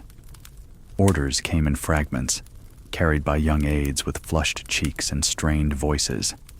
Advance here, hold there, wait until signaled. The regiment obeyed with practiced discipline, though the smoke made each movement tentative. Muskets were raised, lowered, and raised again, as if the enemy might materialize at any moment. Marcel walked beside Jean, his jaw tight. "It hides everything," he muttered. Pierre, glancing into the haze, added, "It hides us as well." His tone was neither hopeful nor despairing, simply factual. He held his musket close, fingers brushing the lock as if seeking reassurance in the familiar metal. The boy soldier pressed his kerchief to his face, partly against the smell, partly as though the cloth itself could keep him safe. His eyes darted from shadow to shadow, wide and luminous in the muted light. They reached a field where scattered fences marked the remains of farmland. Broken plows lay abandoned, their iron blades rusting beneath frost. The land bore scars, furrows not of crops but of artillery, pits where cannonballs had struck, gouging the soil. And everywhere, smoke shifted like a restless sea. Through it, figures moved, comrades from other regiments, stragglers, wounded men limping toward the rear. Some carried muskets slung on weary shoulders, others leaned on improvised crutches. They emerged and disappeared into the haze like ghosts, their faces pale smudges in the gray. The regiment halted along a low rise. Officers whispered with tense urgency, pointing toward the unseen ridge beyond the smoke. The enemy was there, everyone knew, though no eye could confirm it. The waiting became its own kind of torment. Muskets were checked again, bayonets fixed, canteens lifted, though water barely trickled. Men shifted from foot to foot, anxious not from cowardice, but from the endless pause. Jean's stomach clenched with hunger and fear alike. He had faced battle before, but each time carried its own weight. He remembered his father's advice from years past. When the oven grows hottest, do not look at the fire. Look at the bread. He tried now to fix his mind on something steady, something beyond the haze. He thought of loaves rising, crust crackling, hands passing bread across a wooden table. The first volley came sudden and sharp. From somewhere ahead, hidden by smoke, muskets roared in ragged chorus. Bullets hissed through the haze, striking earth with dull thuds. One man near Jean stumbled, clutching his shoulder, his musket falling into the mud. He did not cry out, just sank to his knees, breath gone to shock. Jean pulled him aside, with Marcel's help, pressing cloth against the wound. The smoke hid much, but not the sight of dark blood spreading across linen. "Hold steady," came the order, muffled by fog yet firm enough to cut through. The regiment raised muskets, aiming into the haze where flashes had flickered. "Fire!" The volley rattled Jean's teeth. Smoke joined smoke, thickening the already murky air. Men coughed, eyes watering, but they reloaded with mechanical speed. Powder, ball, ramrod, prime. The motions were drilled deep, beyond thought. The enemy's reply came swiftly. More flashes, more roars. A ball tore into the fence beside Jean, splintering wood. Another struck a man in the thigh. He fell with a grunt, teeth clenched against pain. The boy soldier flinched but held his ground, hands trembling as he rammed powder into his musket. His lips moved, though Jean could not hear the words. Perhaps a prayer, perhaps his mother's name. Time dissolved. The battle was no longer measured in minutes, but in cycles of smoke and fire. Raise, aim, discharge, cough, reload, fire again. Each volley stole breath, stole vision. Men became shapes moving through gray. The world narrowed to sound and touch. The thud of musket butts against shoulders, the hiss of burning powder, the ragged chorus of commands. At intervals, the smoke parted just enough to reveal glimpses of the enemy. Dark coats, gleaming bayonets, faces taut with effort. Then the haze closed again, erasing them as though they had never been. Jean fired at shadows, trusting training, trusting luck. Around him, men did the same. The fear of not seeing proved worse than the fear of what was seen. At least a visible foe could be measured, judged, resisted. But the smoke transformed everything into uncertainty. Was the line holding? Was the enemy advancing? Was victory or defeat unfolding just beyond the veil? No one knew. And yet, amid that blindness, bravery revealed itself in quiet acts. A man bent to lift a fallen comrade, dragging him toward cover without waiting for orders. Another shared his last cartridge with the soldier beside him, pressing it into his hand before firing again. A drummer, barely more than a child, beat his cadence with steady arms, despite the bullets striking earth around him. Jean felt fear gnawing at his core, but he also felt the weight of those small acts anchoring him. If others could endure, so could he. He gritted his teeth, raised his musket once more, and fired into the smoke, trusting that somewhere beyond, his shot would matter. Hours seemed to pass, though it might have been only one. Eventually, horns sounded, the signal to fall back in order, not rout. Officers barked commands, guiding men through the haze. Step by step, the regiment withdrew, not broken, but not unscathed. The smoke followed, clinging like a second skin. When at last they emerged onto clearer ground, the sight struck them silent. The field they had held was littered with bodies, friend and foe alike, sprawled amid broken fences and churned earth. The smoke drifted above them still, a shroud for the fallen. Jean's chest ached with grief. He saw the boy soldier stumble, kerchief pressed to his mouth, eyes wide with horror. Marcel steadied him with a hand, whispering something Jean could not hear. Pierre walked with his head bowed, lips moving as if reciting lines of poetry to shield himself. They did not speak of victory or defeat. They spoke only of surviving the smoke, of breathing still. Around the campfires that night, no one boasted. They sat in silence, letting the haze drift from their clothes, from their hair, from their very skin.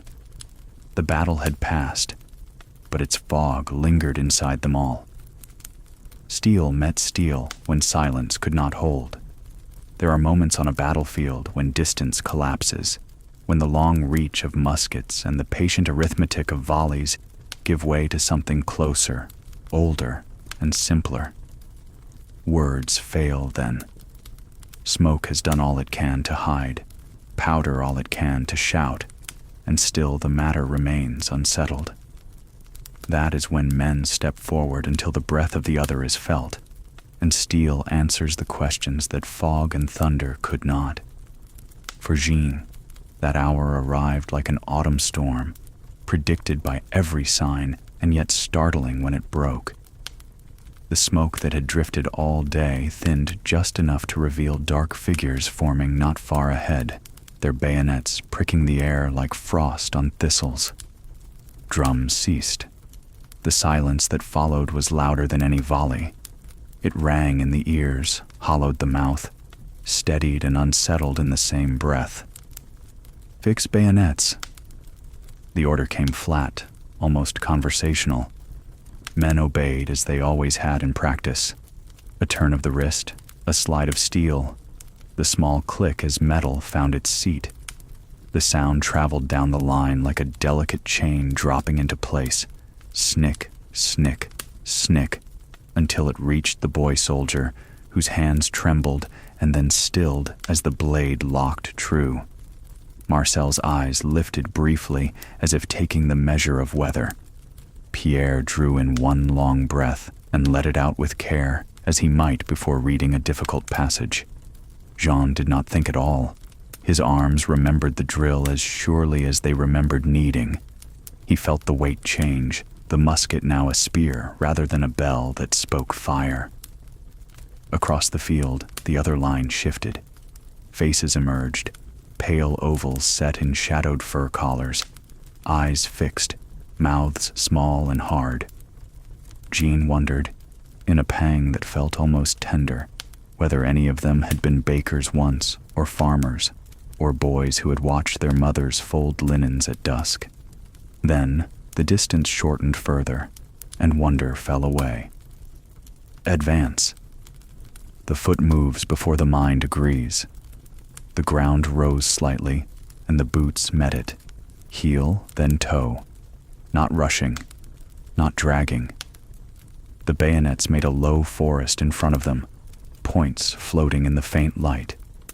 Jean tasted iron on his tongue, though his lip was not bleeding. Perhaps the very word steel has a flavor when spoken too close to the heart.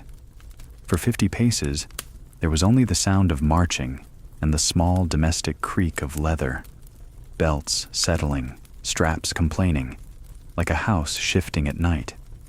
Someone coughed. Somewhere a lark, foolish, brave, or merely unaware, lifted and came down again, startled by silence. Then the two lines were near enough that each man could see the other's breath.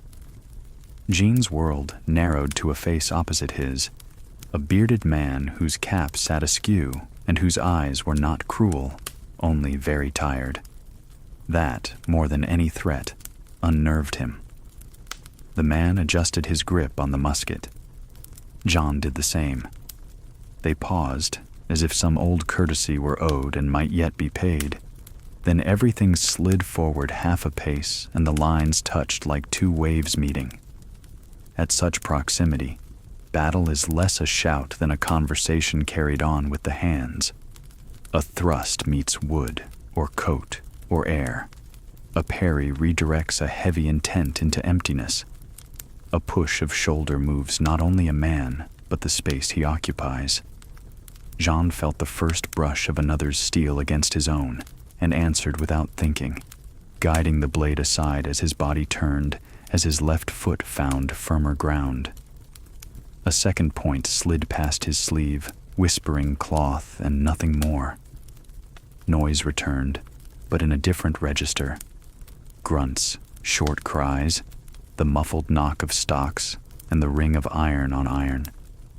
Jean found himself saying, there to no one, as he had murmured to loaves when easing them into the oven. Habit made its own steadying music. The bearded man's bayonet came again, lower this time. Jean dropped, turned it with his barrel, and drove forward, not wildly, but like a craftsman pressing a tool through stubborn dough. The man folded with a surprised softness, not theatrical, more like a sack tipped off a bench.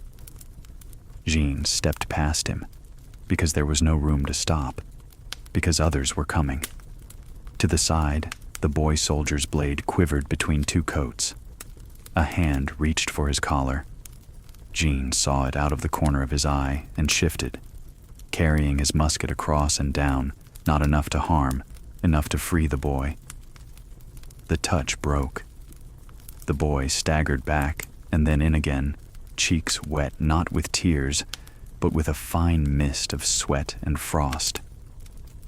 "Good lad," Jean said, and did not know he had spoken until the boy nodded. Marcel moved as he had in fields, each placement sound, each push purposeful. Where the line bulged, he bulged back. Where it thinned, he stepped in with the calm of a man staking a fence in wind. Pierre's face had gone very still, as if reading under poor light. His blade flicked with quick, precise motions, not elegant, only correct. Later, he would be unable to recall anything he had done. That is how the mind guards itself. In close press, one loses count of minutes. The body makes decisions before the mind adorns them with reason. Jean thrust, checked, pressed, withdrew, always with that small hum in his chest that had comforted Doe and comrades. Once, he knocked his blade clear against another's and, having no time to set again, struck with the butt as instructors had insisted 100 times in drill. The stock met a jaw. A man sagged. It was not glorious. It was not monstrous. It was heavy, and then it was past. Between surges, there were seconds that felt like the stretch of afternoon when ovens cool and shop bells stop ringing.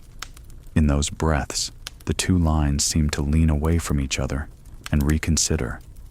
A murmur went along the enemy rank. An officer's cane lifted. The murmur became motion, leftward, as if the wind had changed. Our own captain, hat dark with damp, saw it and pointed with his sword, not at their throats, but at a patch of ground beyond them, as if to say, "There, we will stand there in 10 beats, if we stand at all." The next meeting of steel felt different, less confused, more like two arguments that have found their single issue. Jean braced, gave ground an inch, took 2. He thought of kneading again, how pressure and time and the warm patience of hands turn rough mix into something that yields and holds. Perhaps courage is a dough the body learns, shaped by repetition until it rises when asked. A cry went up down the line, brief, bright, then swallowed by effort. Someone had taken the enemy's color for a heartbeat before it disappeared into wrangling hands. The sight, even half-glimpsed, traveled like warmth. John felt the push around him firm. Men who had been treading water put their feet down and discovered the river was shallower than they feared. And then, as quickly as 2 winter clouds part to show a bar of sun, the press loosened. The men opposite drew away, not in flight, not in triumph, but in that undecided backwardness with which workers end a day when the bell is not quite rung. Our own line did not chase. Officers lifted hands, bayonets held steady, forward but not pursuing. The air between ranks filled again with breath rather than steel. Only then did the shaking start in the fingers, the knees, the jaw. Jean's hands, so sure a moment before, failed at a simple task, resetting the strap that had slipped on his shoulder. Marcel did it for him with a nod, the way one friend ties another's apron when both are late to the bake. Pierre sat down suddenly on a trampled tuft of grass and laughed once, an astonished sound, and clapped his palm over his mouth as if laughter were a secret best saved for later. The boy soldier stood motionless, musket at a strange angle, as if his body had forgotten the resting place. Jean touched the barrel, guided it down. The boy blinked, came back from whatever edge he had peered over, and said, almost apologetically, "I did as they taught." "You did," Jean said. "And we are here." For a little while, the field resembled a kitchen after a too busy morning. Tools scattered, flour in the air, the floor marked by many heels, the workers quiet with the kind of tired that is not quite pain. Men fetched water, others passed canteens. A sergeant walked the line, not correcting posture, but touching sleeves. Still with us, still with us. Only later did sound return in full. Distant cannon, a bugle as thin as a reed, the ordinary talk of men who need to hear their own voices to be sure that they have kept them. Jean sat with his back to a fence post, hands palm up on his knees as though cooling loaves. He looked at the bayonet, clean enough. He looked at his hands, not clean, but steadying. He did not feel pride. Pride comes in stories told much later by men who slept safely afterward. What he felt was closer to relief and to a respectful sorrow, for the bearded man whose eyes had been tired, for the boys on both sides who had learned too quickly that the end of one conversation is not an answer, but another silence. Evening found them again, as it always does. Fires were lit with thrift. Meat, if any, was cut thin. Bread was passed with the same small jokes that are as necessary as salt. The boy soldier folded his kerchief with slow care, then used it to polish the bayonet, then folded it again as if to remind himself that cloth can be gentle after all. Pierre recited nothing. He stared at his hands and discovered, with visible surprise, that they had not forgotten how to be still. Marcel looked at the sky, judged the weather, and told a story of a fence repaired after a storm. Not because the fence wished to stand, but because the field would not keep itself. Men listened. The story was nothing, and it was everything. It put rails back where rails had been knocked awry. When they lay down, Jean thought of the old words his father would murmur when test loaves went into the oven. Rest now and do your work. Doe and men obeyed those words in their seasons. He closed his eyes and let the shaking finish its business. He imagined not the field, but the quiet shop, the peel sliding home, the door closing with a sound like a sigh answered. Steele had spoken, and for the moment, the answer was, "You are still here." Fireside counting revealed who remained and who was gone. When battle passes, it does not vanish. It leaves its shadow behind, falling across the faces of those who survived. That evening, when the last echo of muskets had rolled away and the cries had quieted into groans, the men gathered around their fires. The flames were low, the fuel poor, yet they burned brightly enough to reveal what absence had taken. Jean sat cross-legged on the frozen ground, his musket beside him, his back against a fence post blackened by powder smoke. His body trembled, though not from cold. The shaking came in waves, as if his muscles remembered what his mind wished to forget. Around him, the company reassembled, though company seemed too generous a word for what remained. A collection of weary souls, stitched together more by loss than by command.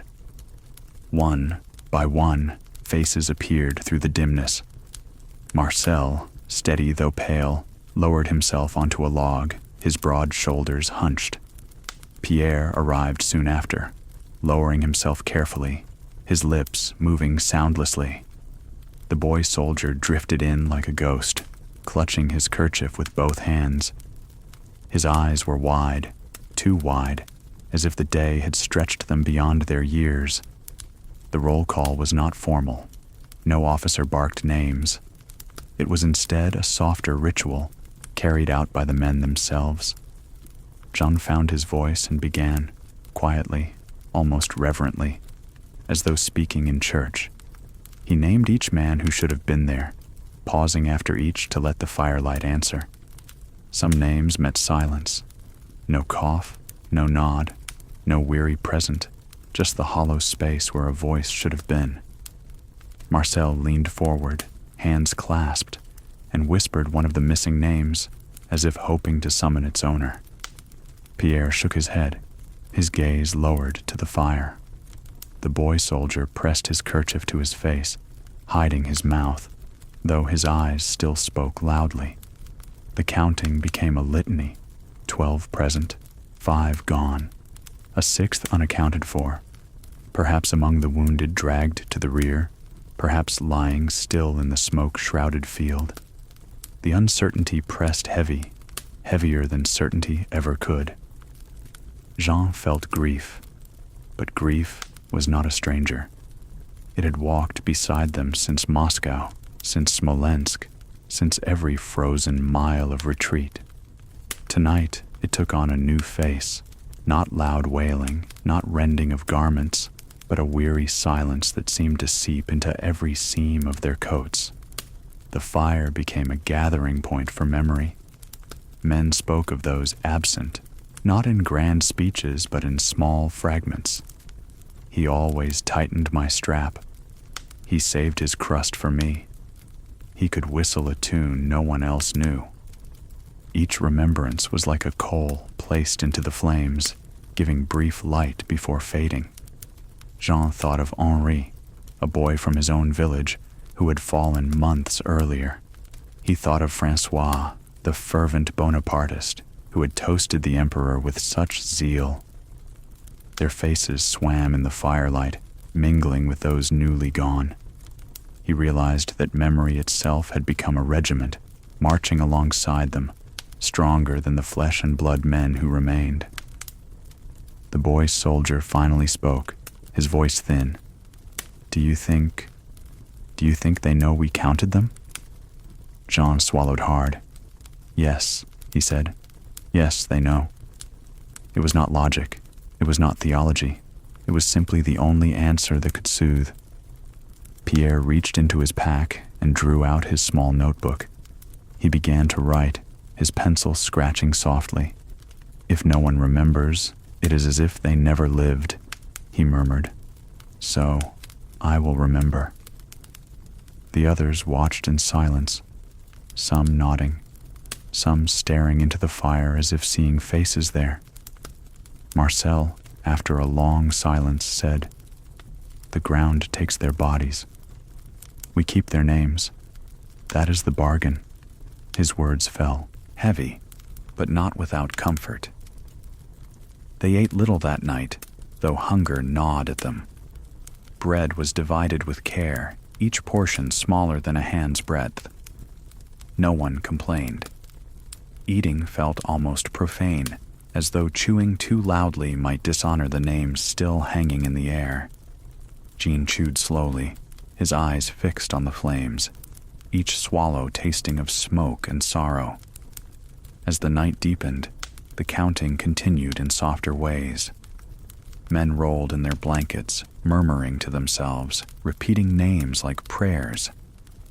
Jean lay back, staring up at a sky where stars pricked through the smoke. He tried to match each absent name to a star, fixing them in a pattern he could carry forward. The constellations shifted, but the names would remain. The boy soldier lay close, his breathing uneven. "Sergeant," he whispered. "Yes. Will we be counted one day?" Jean turned his head. The boy's face was lit by firelight, his cheeks hollow, his eyes too old for their years. "Yes," Jean said again. "One day, and someone will speak your name. That is enough." The boy nodded, clutching his kerchief tighter, and closed his eyes. His breathing steadied, though sleep would not come easily. Jean remained awake, listening to the crackle of the fire, the occasional cough, the restless shifting of blankets. Each sound reminded him of presence, of those who remained. Each silence reminded him of absence. Together, they formed the music of survival. Toward dawn, the fire burned low. Jean stirred the embers with a stick, coaxing out the last heat. He whispered the missing names again, not for others to hear, but for himself. It was a ritual, a tether, a promise. When morning came, they would march again. Hunger would gnaw, cold would bite, and rumors of new battles would spread. But for this one night, they had stopped. They had counted. They had acknowledged who had walked beside them and who no longer would. And in that quiet, they found a strange kind of peace.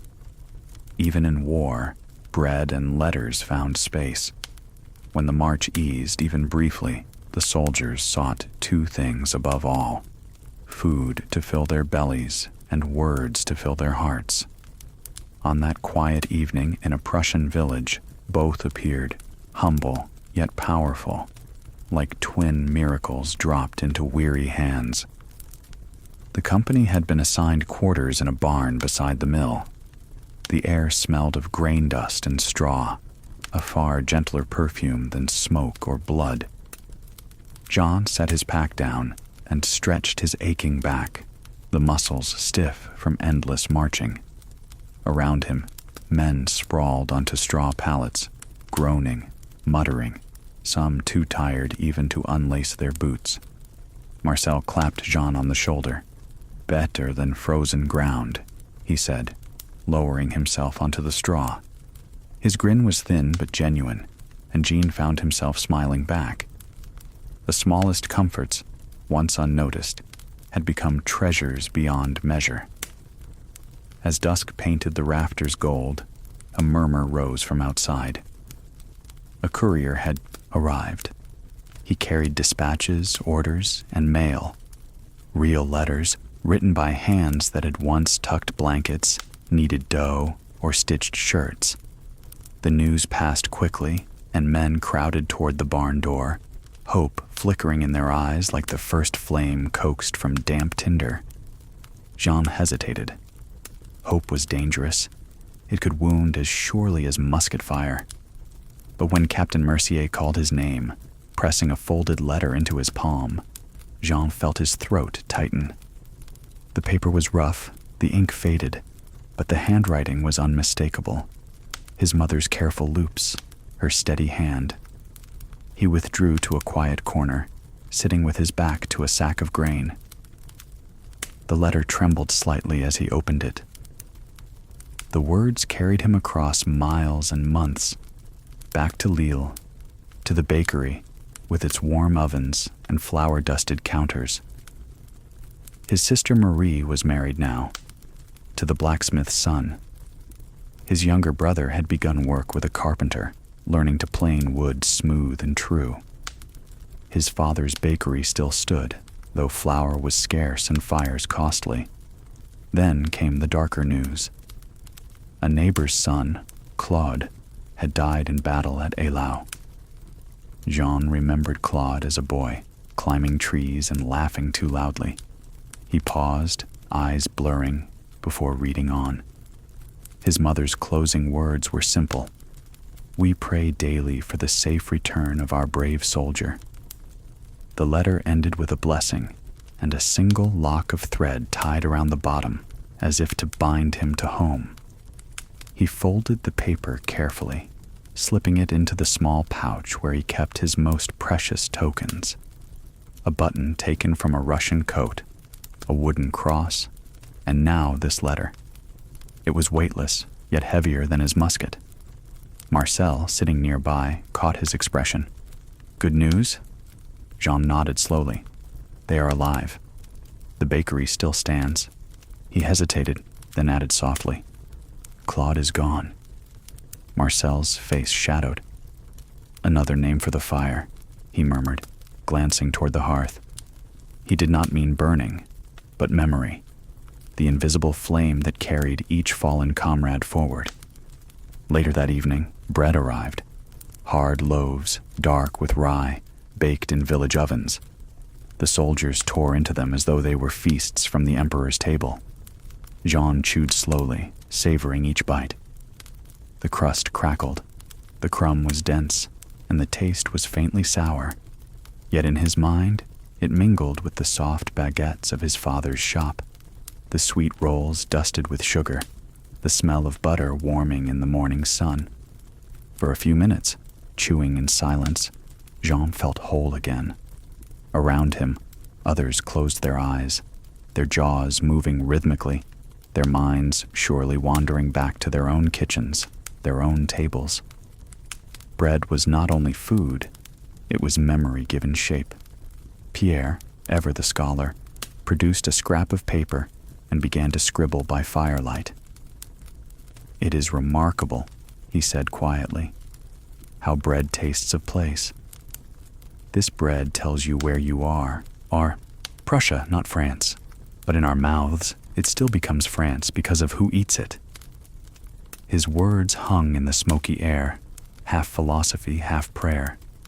Some men laughed, others rolled their eyes, but Jean listened. He understood.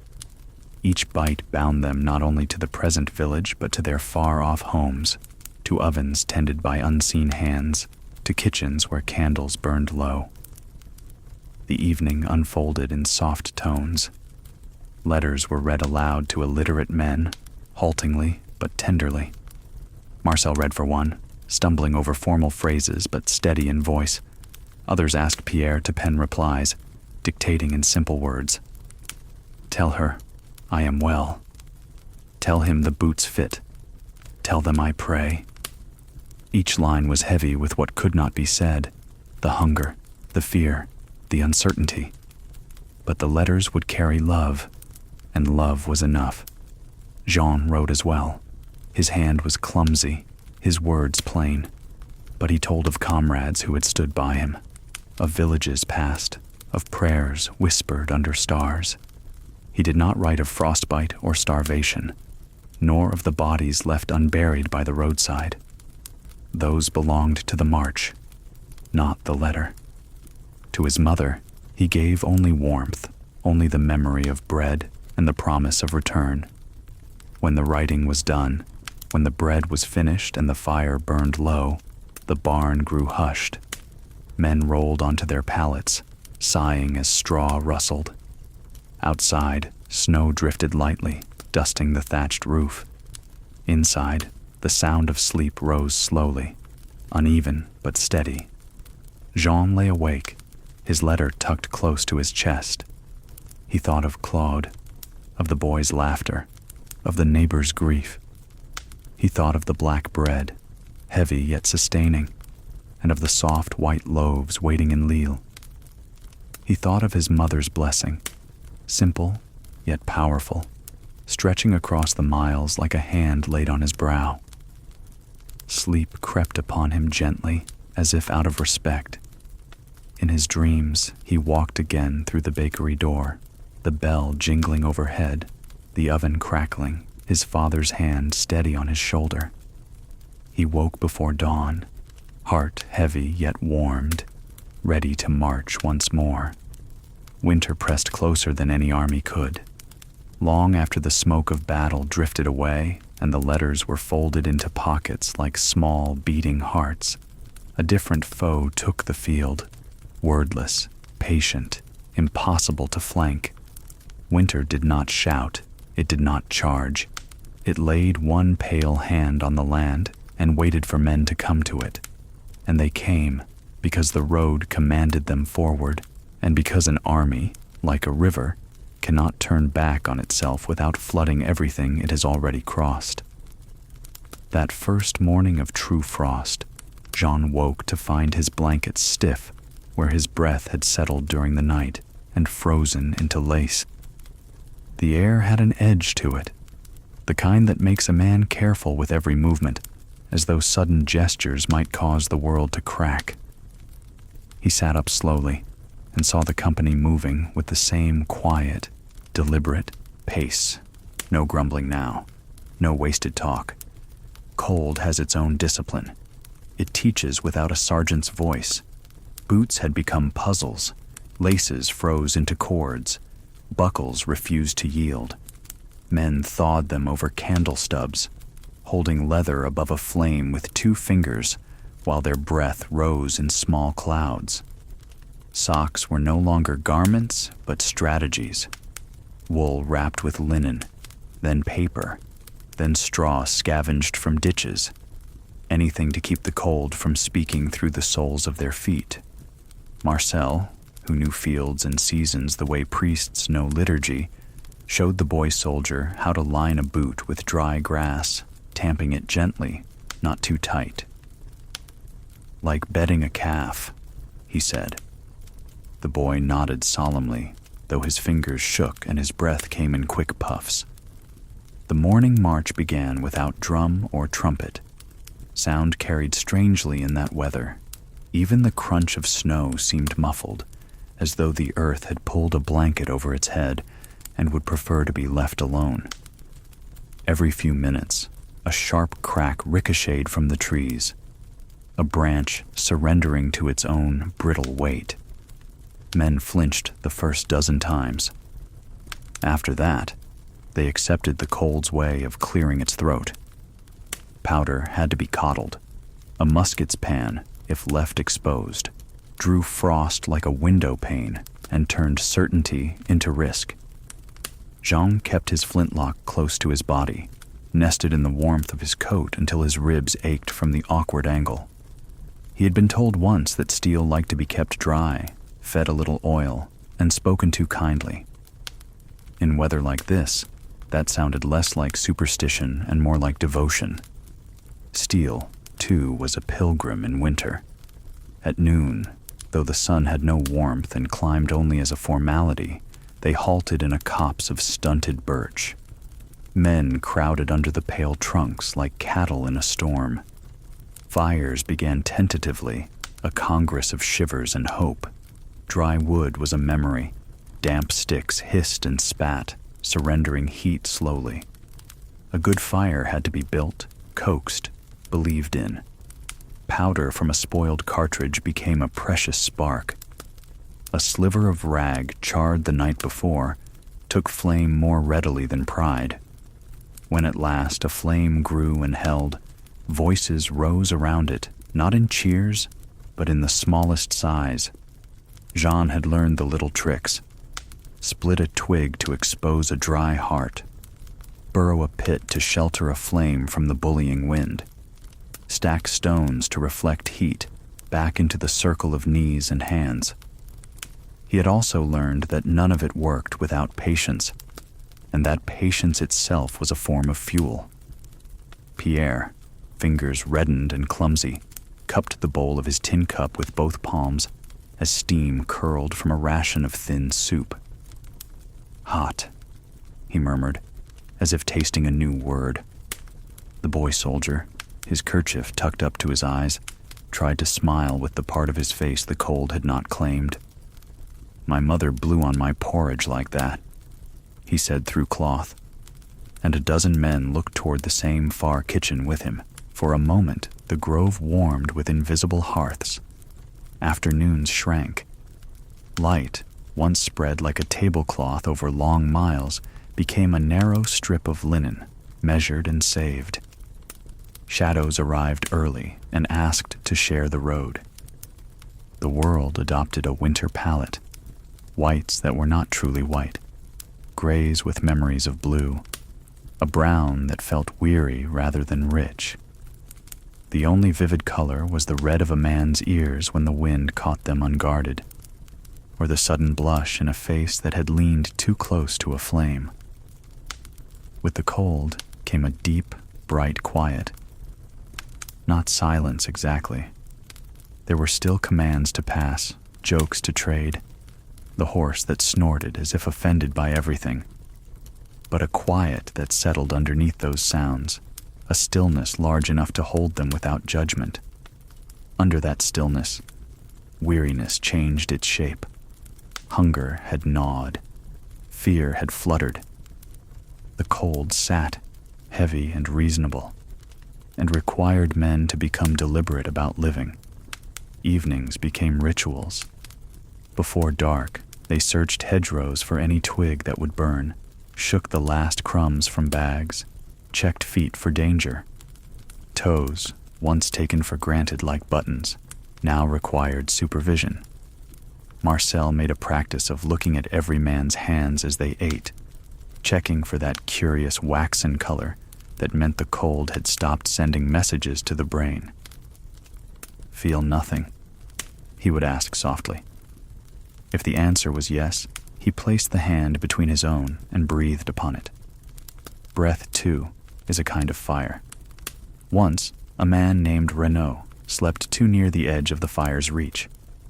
In warmer months, that would have meant nothing. In winter, it flirted with forever. Jean woke before dawn to relieve himself and found Renaud still and shining with frost. He knelt, set a palm on the man's cheek, and felt the terrible, stubborn cold of stone. He did not call out. He drew the blanket up and tucked it, the way men learn to tuck grief, so that the living can still move. When the others stirred, they did not make speeches. They lifted Renaud gently, laid him in a thicket, and built the morning fire closer to where he had been, as if heat could lean backward in time. The road turned north for a time, threading between fields that lay under quilts of snow.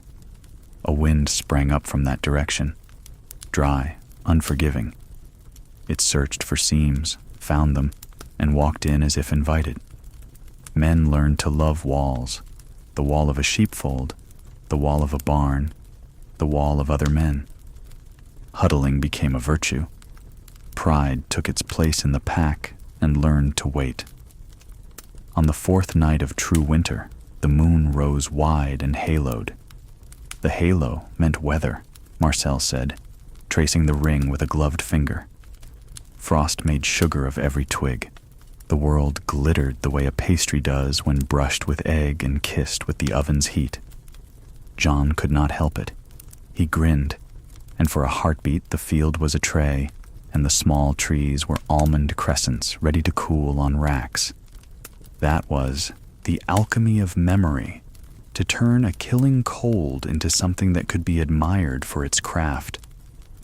They billeted that night in a chapel whose windows had long since lost their panes. Someone had hung a wooden icon on the far wall, a saint with kind eyes, wintered by smoke. The men entered with hats in hand, not because officers watched, but because their bodies remembered courtesy. They laid their blankets in the nave, rows of blue coats where pews had stood. The boy soldier lit a stub of candle and set it before the saint, then looked at Jean for approval. Jean nodded. A small light in a cold place is not a luxury. It is a claim. Sleep came in sections. The first was too shallow, crowded by shivers. The second, after the body had conceded and warmed a nest in the blanket, came deeper. In that dark, Jean dreamed of warm bread and of the soft thunder of flour sifted into a bowl. He surfaced to find his cheek damp where breath had frozen and then thawed. A draft wandered down the aisle like a curious cat. Somewhere outside, a horse stamped to remind the night that hooves existed.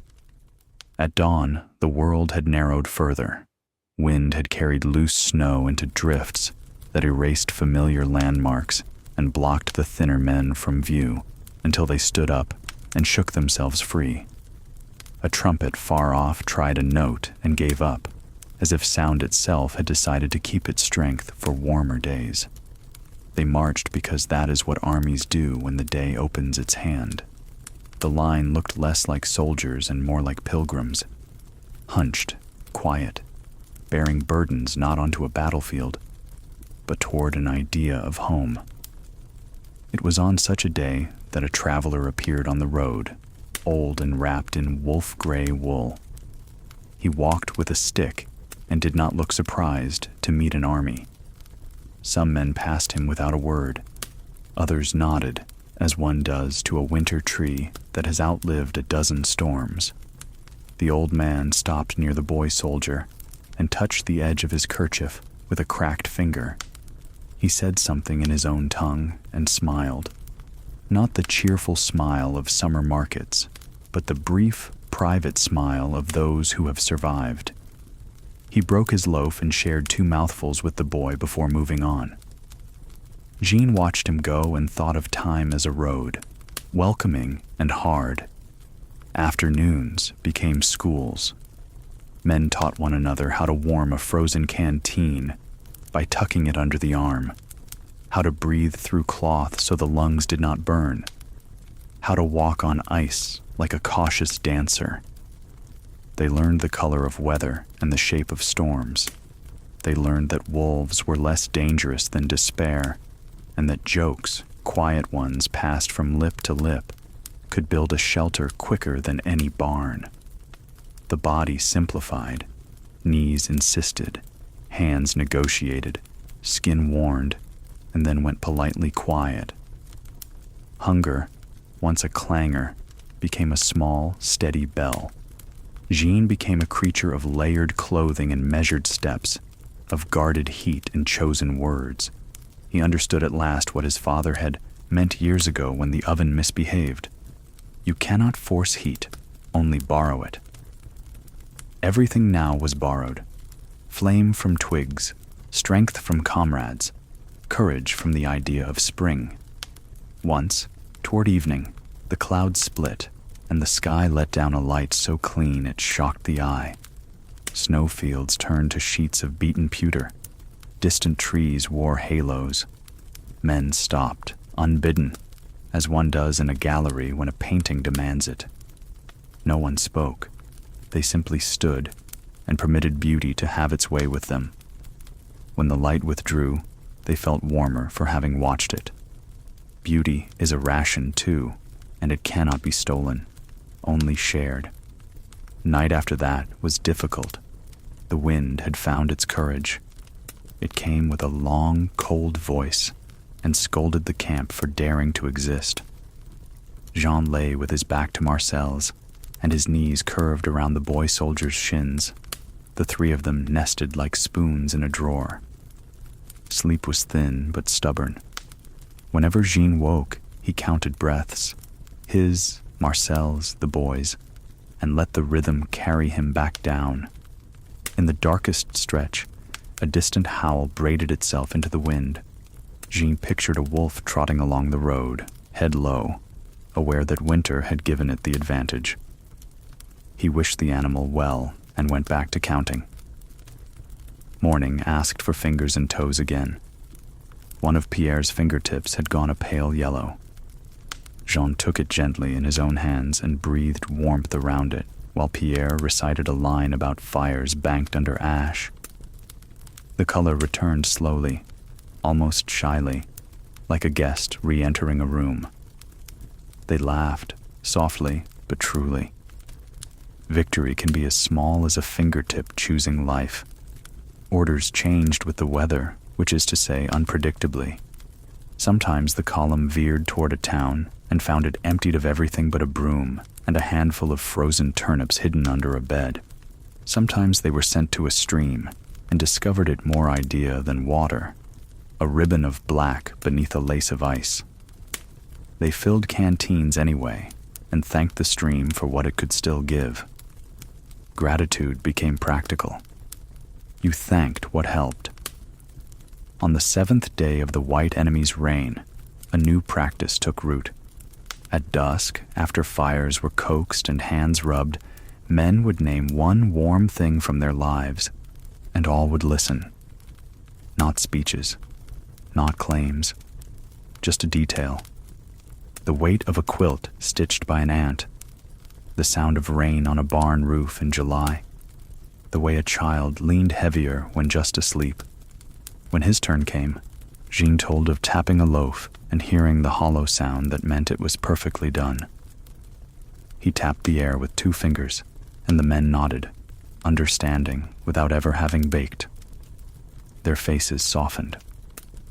Under the winter, a small summer gathered. The boy soldier's turn came last.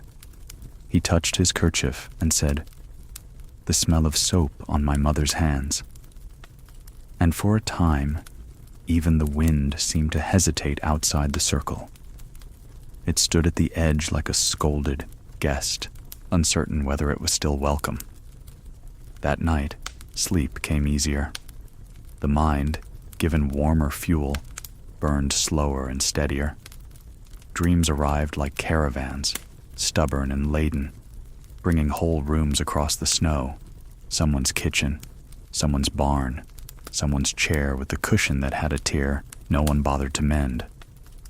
The men woke, having traveled far without moving at all, and so the white enemy was held at bay, not defeated, never that, but held by straw in boots and twigs arranged just so, held by hands that learned to warm other hands, held by jokes exchanged under scarves and by beauty witnessed at the edges of a frozen day, held by memory and by the forward motion of feet that refused to mistrust the map drawn inside the heart. Winter does not surrender. It stands aside when the time is right and lets spring pass. Until then, the soldiers learned to be winter's careful neighbors. They rose when the light permitted. They banked fires like hopes. They guarded one another's fingers and the small, stubborn flames inside their chests. and when the wind asked who they were to keep walking, they answered in the language of crunching snow and the measured breath of men who intend to see another morning.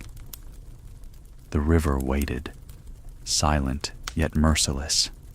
There are crossings a man remembers all his life, not because they were triumphant, but because they nearly unmade him.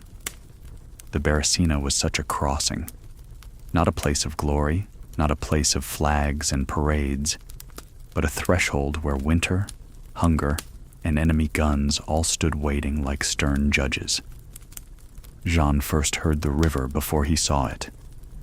Not the rushing song of water in summer, but the groan of ice shifting beneath weight, a low complaint that carried on the wind.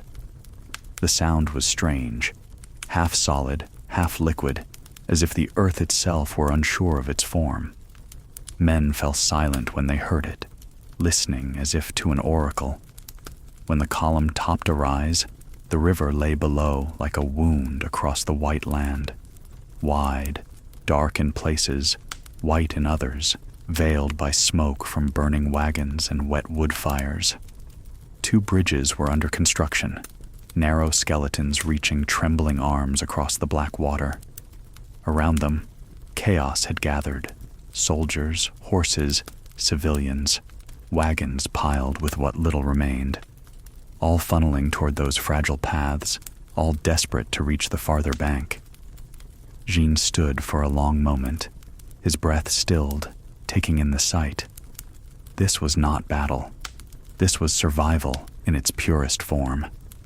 There was no strategy now, only the fact of a river and the certainty that it must be crossed. Behind them, the Russian army pressed closer each hour. Before them, the bridges groaned under the weight of too many lives. To stay was to die. To cross was to gamble. Orders sent his small band to the perimeter first, to hold off probing attacks. The eastern edge became their ground. They piled logs, broken wheels, frozen earth into breastworks and loaded their few remaining cartridges. Jean checked each musket with care, though he knew powder might betray them. Marcel knelt beside him, lips moving in a silent prayer, his fingers tapping the wooden stock like a rosary. The boy soldier gripped his kerchief to his mouth, eyes wide but steady. Pierre leaned on his musket, pale but upright. They were fewer than 30 now, a thin thread of humanity stretched against a tide. The Russians came at dawn, not wild Cossacks this time, but regular infantry, moving with drums and bayonets, neat lines advancing across the snow. Jean held his fire until 50 paces, then gave the order. A volley cracked out, sharp against the frozen air. Gaps opened in the Russian line, but they closed like a wound. Another volley, ragged. Then the crash of bodies at the breastworks, bayonets clashing, shouts rising into steam. Jean remembered only fragments. The weight of a musket butt in his hands, the sting of smoke in his eyes, the sound of Marcel's voice crying out somewhere near. He saw the boy soldier strike with desperate courage, his kerchief swinging as he lunged. He saw Pierre stumble, blood staining his sleeve, and he felt his own blade bite into wood, into flesh, into the frozen air itself. Then silence, sudden and bewildering. The Russians fell back, not routed, but regrouping. Jean looked around and counted. 16 men left standing, 11 down, some moaning, some still. Marcel was beside him, blood on his brow, but smiling with grim relief. The boy soldier trembled, but breathed. Pierre pressed a cloth to his arm, teeth clenched. "Enough," Major Girard called, riding past. "Fall back to the bridges." "You've done your part," so they fell back, carrying the wounded, dragging their own limbs like sacks of grain. The bridges loomed ahead now, crowded beyond imagining. Men and women pressed shoulder to shoulder, driven by the instinct that survival required forward motion. Jean's group locked arms, forming a chain, pushing as one body through the crush. At the foot of the bridge, panic surged. A cannonball had struck, splintering planks and throwing men into the water. The gap yawned wide, the river below dark and hungry. To hesitate was to die. Jean shouted, backing up as far as the press allowed, then leaping across. For a heartbeat, nothing existed but the air under his boots. Then he landed, knees jolting, hands outstretched to pull Marcel after him. One by one, his men jumped. Some made it, some needed hauling, some nearly slipped into the water's claws. For the wounded, Jean found a broken wagon shaft, laying it across the gap like a narrow bridge. They crawled on hands and knees, faces pale with terror, while comrades steadied them. The boy soldier helped one man across, whispering encouragement with every inch. Pierre, leg dragging, crawled slowly, eyes clenched shut. When he reached the far side, he collapsed into Jean's arms, sobbing quietly from exhaustion. Behind them, artillery thundered. The Russians had arrived in force, shells falling among the crowd. The bridge shook with every impact, men crying out as they were hurled into the freezing river. Yet the stream of humanity did not stop. They pushed, stumbled, crawled, clung to one another. Fear was greater than cannon fire. Hope was greater than fear. When Jean's band finally reached the far bank, they collapsed into the snow, gasping. The woman and child they had rescued earlier still clung together, both alive, though the child's lips were blue with cold.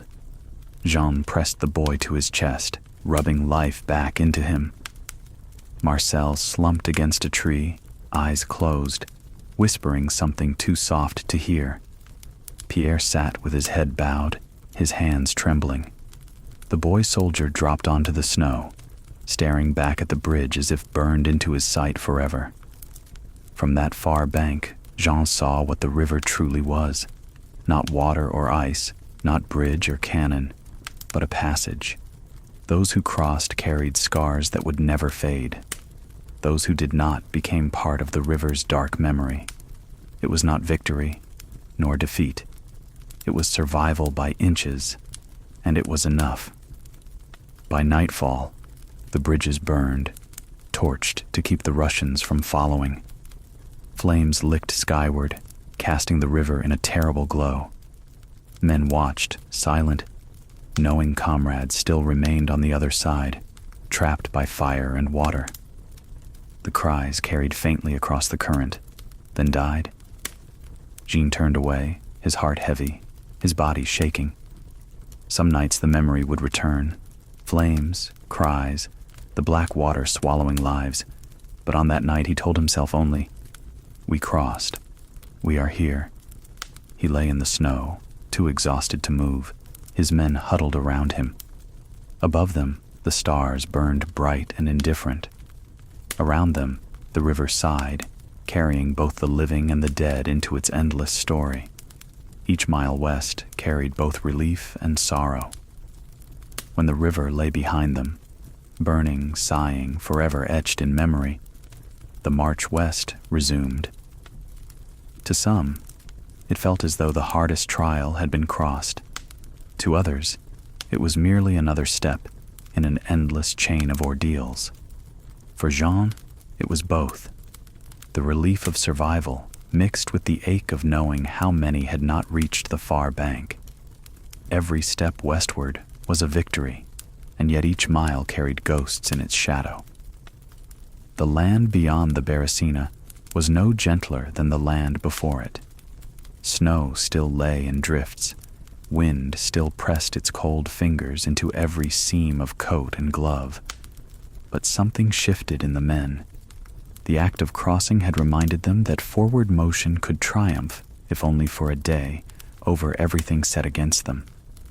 They were fewer now, so much fewer. But the survivors walked with a peculiar lightness, as if each footfall defied the grave waiting so near. The villages they passed were hollow shells, emptied of food, of livestock, of warmth. Yet in one hamlet, Jean found a single candle burning in a window. He paused, staring at the faint flame, until a child's face appeared behind the glass. Thin, pale, curious. The boy lifted his hand in a slow wave. Jean raised his own gloved hand in return. No words passed. No gifts were exchanged. But the flame in that window followed Jean for days. A reminder that not every house had surrendered its light. Marcel walked beside him, slower now. His limp more pronounced after wounds and cold had gnawed at his strength. Still, his spirit remained. He pointed out the tracks of deer in the snow, explaining how farmers in his homeland would follow them for food. He showed the boy soldier how to rub his hands with snow to wake up numb fingers, then tuck them into his armpits for warmth. He spoke of spring, not as dream but as fact. The earth cannot keep this cold forever. She grows tired too, and she must rest. Then comes green. The boy listened, eyes wide, holding each word as one might hold a coin of gold. Pierre kept writing, even when his pencil snapped and he had to sharpen it with a bayonet. He filled every scrap of paper he could find. Margins of orders, torn pieces of maps, the inside of an old ledger. He wrote names, fragments of memory, lines of poetry. Jean sometimes read over his shoulder. We march as shadows, yet each step prints upon the snow. Shadows do not vanish until the light goes out. At night, the survivors huddled in barns, churches, or open fields. The stars grew sharper as the air grew colder, so that even weary men found themselves staring upward, unable to look away. One evening, Pierre pointed out a constellation and said it was the same that guided sailors home. If it can guide ships across oceans, he said, perhaps it can guide us across this sea of snow. The boy soldier smiled faintly and whispered, "Then I will follow those stars until I see France." Supplies dwindled, as always. Bread became crusts. Crusts became crumbs. At one camp, Jean watched as a man split his last biscuit in half and offered it to a stranger. No words, just the act. Jean felt tears rise unbidden, not for hunger, but for the quiet nobility of sharing when there was almost nothing to share. Illness stalked them, just as hunger and cold did. Fevers rose, coughs deepened.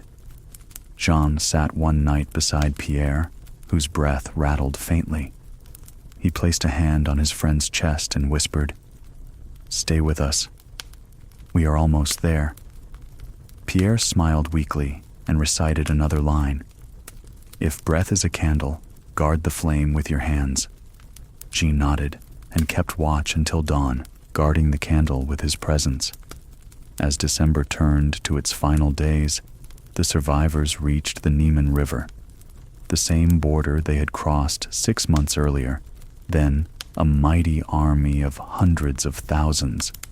Now they crossed back as remnants, no more than a few scattered regiments, fewer than 30,000 souls. The crossing was quiet, almost reverent. No drums, no trumpets, no banners, just the sound of boots on ice and the wind in the trees. Jean paused halfway, looking down at the black water flowing beneath. He remembered the Beresina, remembered the flames and cries. He whispered a simple prayer. Let this be the last river. On the far bank, Poland welcomed them not with celebration, but with survival. Villages opened barns. Citizens offered bread where they could. The army, such as it was, gathered itself in ragged lines. Men saluted out of habit, though uniforms were tattered and muskets battered. Jean felt pride stir, not in victories, but in endurance. They had walked through the valley of death and still drew breath. That was triumph enough, yet sorrow traveled with them, always. Each man carried memories of faces lost along the way. Around campfires, they spoke of comrades as if summoning them back. Marcel told stories of Francois, whose fervor for the emperor had once seemed unshakable. Pierre spoke of Renaud, who had fallen asleep too far from the fire.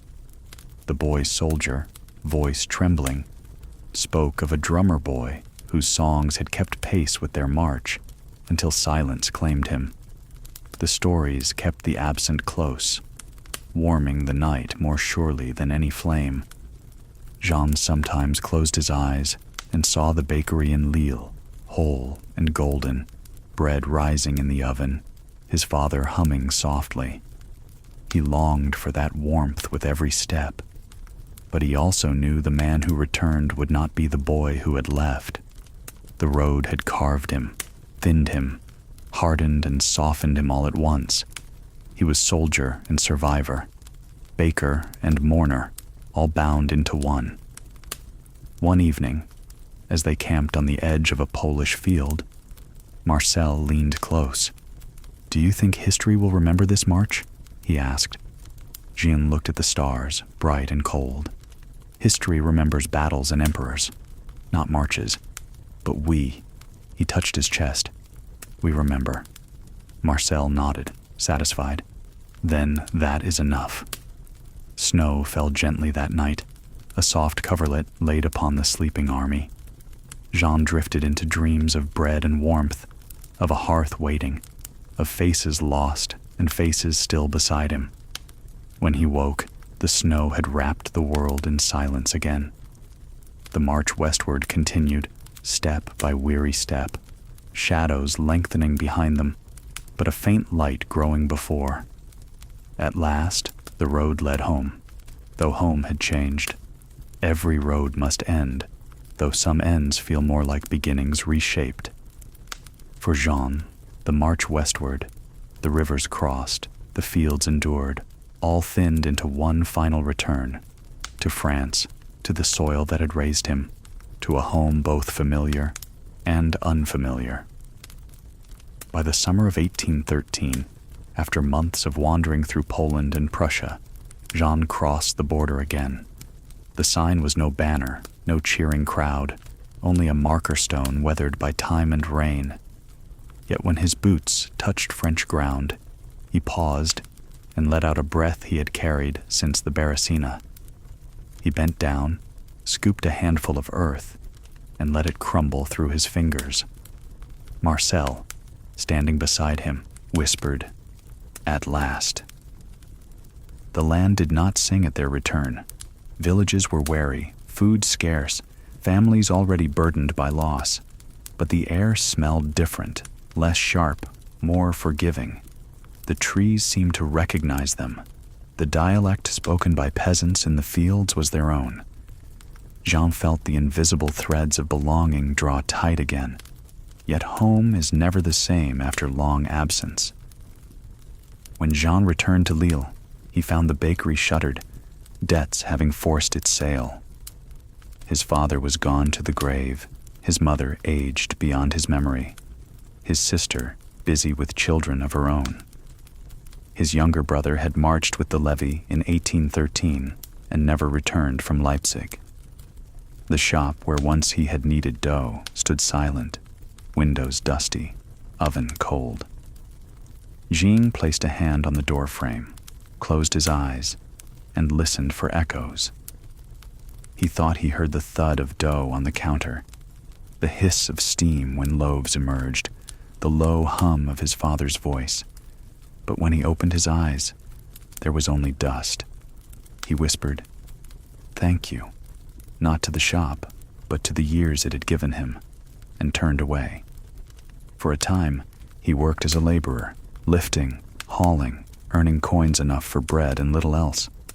At night, he woke with dreams of snow and fire, of rivers splitting beneath his feet, of Marcel's hand steady on his arm.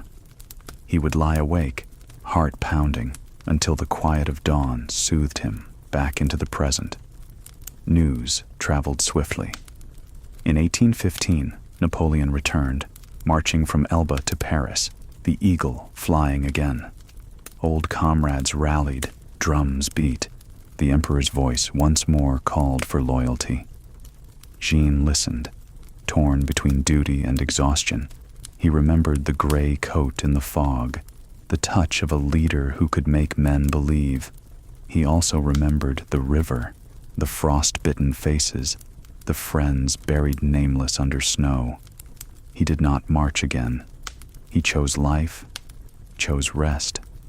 Others went, some never to return, and when Waterloo ended it all, Jean stood quietly at his workbench, rolling dough beneath his palms, whispering a prayer for those still on the field. It was then he found Madame Fournier and her child, Michel, living in a small village near Lille. She had built a modest life as a seamstress, her needle feeding them stitch by stitch. Jean offered his company, his hands, his stories. Slowly, their lives entwined. In 1816 they married. In 1817 they opened a small bakery, not grand but steady. Jean taught Michel to knead, to listen to the dough, to trust the hollow sound of a loaf ready to come from the oven. The boy grew strong, laughter returning to his eyes. Years softened Jean's scars, not erased, but gentled. The nightmares lessened. Sometimes he still woke to the imagined crack of muskets, the groan of ice. But then he would hear the creak of the bakery's beams, the steady rhythm of his wife's breath beside him, the soft thud of Michel turning in his bed upstairs. The present reached out its hand and brought him back. In 1840, when Napoleon's remains returned to France, Jean made the journey to Paris. He stood among thousands of veterans lining the route, gray-haired men with stiff backs, some in tattered coats, saved from youth. As the coffin passed, carried with grandeur, Jean saluted. Not the emperor, not entirely, but the memory of all those who had marched beside him. The absent counted again in silence. He felt Marcel at his side, Pierre scribbling lines in his notebook, the boy soldier clutching his kerchief. He felt every step of the long road, every voice now gone. A child tugged his sleeve, wide-eyed. "Were you truly one of Napoleon's men?" Jean looked down, saw Michel's face in the boy, saw his own youth too. He smiled softly. "Yes, I was a sergeant." The child asked if he had won victories, killed enemies. Jean thought of battles, of rivers, of hunger. He thought of bread shared, names spoken at fires, laughter in frost. He answered gently, "I survived. And that, my little one, is enough." That night, in a small inn room, Jean dreamed. Not of Moscow, not of the Beresina. He dreamed of golden fields in summer, of friends walking whole and young, of a bakery filled with warmth. He woke with tears on his cheeks, but a strange peace in his chest. The road had ended here, not in trumpets or banners, but in bread and rest, in family and memory. Jean lived on quietly, baking, teaching, loving. His box of mementos remained, stripes, a locket, a button from an officer's coat. Sometimes he opened it, not to wound himself, but to remember, to count the absent once more, to give them place at his table. When he died, gray and worn, it was not in battle but in bed, the smell of fresh loaves drifting up from the oven below. His last thought was of dough under his palms, the warmth of the oven, the sound of laughter. Not muskets, not rivers, bread, family, and the peace he had earned. And so the baker's son, sergeant of the 45th, survivor of Moscow's retreat, found his rest at last. The Grand Army lived only in memory, but Jean's story, like bread shared at a fire, carried warmth long after the embers cooled. When wars ended, the quiet life began its own march. There are endings that thunder, and there are endings that arrive softly, like a tide returning to shore. For Jean Dupont, the baker's son from Lille, His final years belonged to the second kind. The great sweep of drums and bugles had long since faded. The gray coat of the emperor was carried away into legend. What remained was quieter, humbler, and no less profound. The bakery smelled of yeast and warmth every morning. Jean rose before dawn, not to the cry of officers, but to the gentle tolling of church bells, and set his hands once more into dough. His palms, scarred by war and weather, found peace in familiar motions, pressing, folding, stretching, tapping. Each loaf was both bread and prayer, a hymn baked into golden crust. When neighbors stopped by, they did not see a veteran of a frozen retreat. They saw a man who gave them nourishment, who filled their homes with the comfort of bread. Sometimes a customer would linger and ask cautiously, "Were you in Russia?" The question always carried hesitation, as though summoning specters. John would smile faintly and answer only, "Yes, I marched." He rarely spoke more. To tell the whole story would be to reopen the river, the snow, the hunger. And yet, in the warmth of the bakery, he allowed silence to become its own testimony. People did not need the details. They only needed to see that survival could become service, that a soldier could return and feed rather than fight. Marcel did not live to old age. His wounds, never fully healed, shortened his years. But in those years, he visited often, sharing a seat by the oven, laughing in the smoke and flour dust. "You saved me with bread," he once told Jean. "Not with muskets." With bread, Jean placed a loaf into his friend's hands, heavy and warm, and felt something close, like a circle. When Marcel passed, Jean carried his memory into every loaf baked thereafter. Michel, Madame Fournier's boy, grew into a man beneath Jean's roof. He became the strong arms in the bakery, the laughter in the house, the promise of continuity. Jean taught him not only how to bake, but how to remember. "Knead gently," he would say, "as you would hold the memory of a friend." Do not force, but guide. Michel listened, learning both the craft and the heart behind it. Evenings were simple. After the ovens cooled, Jean sat by the hearth with his wife.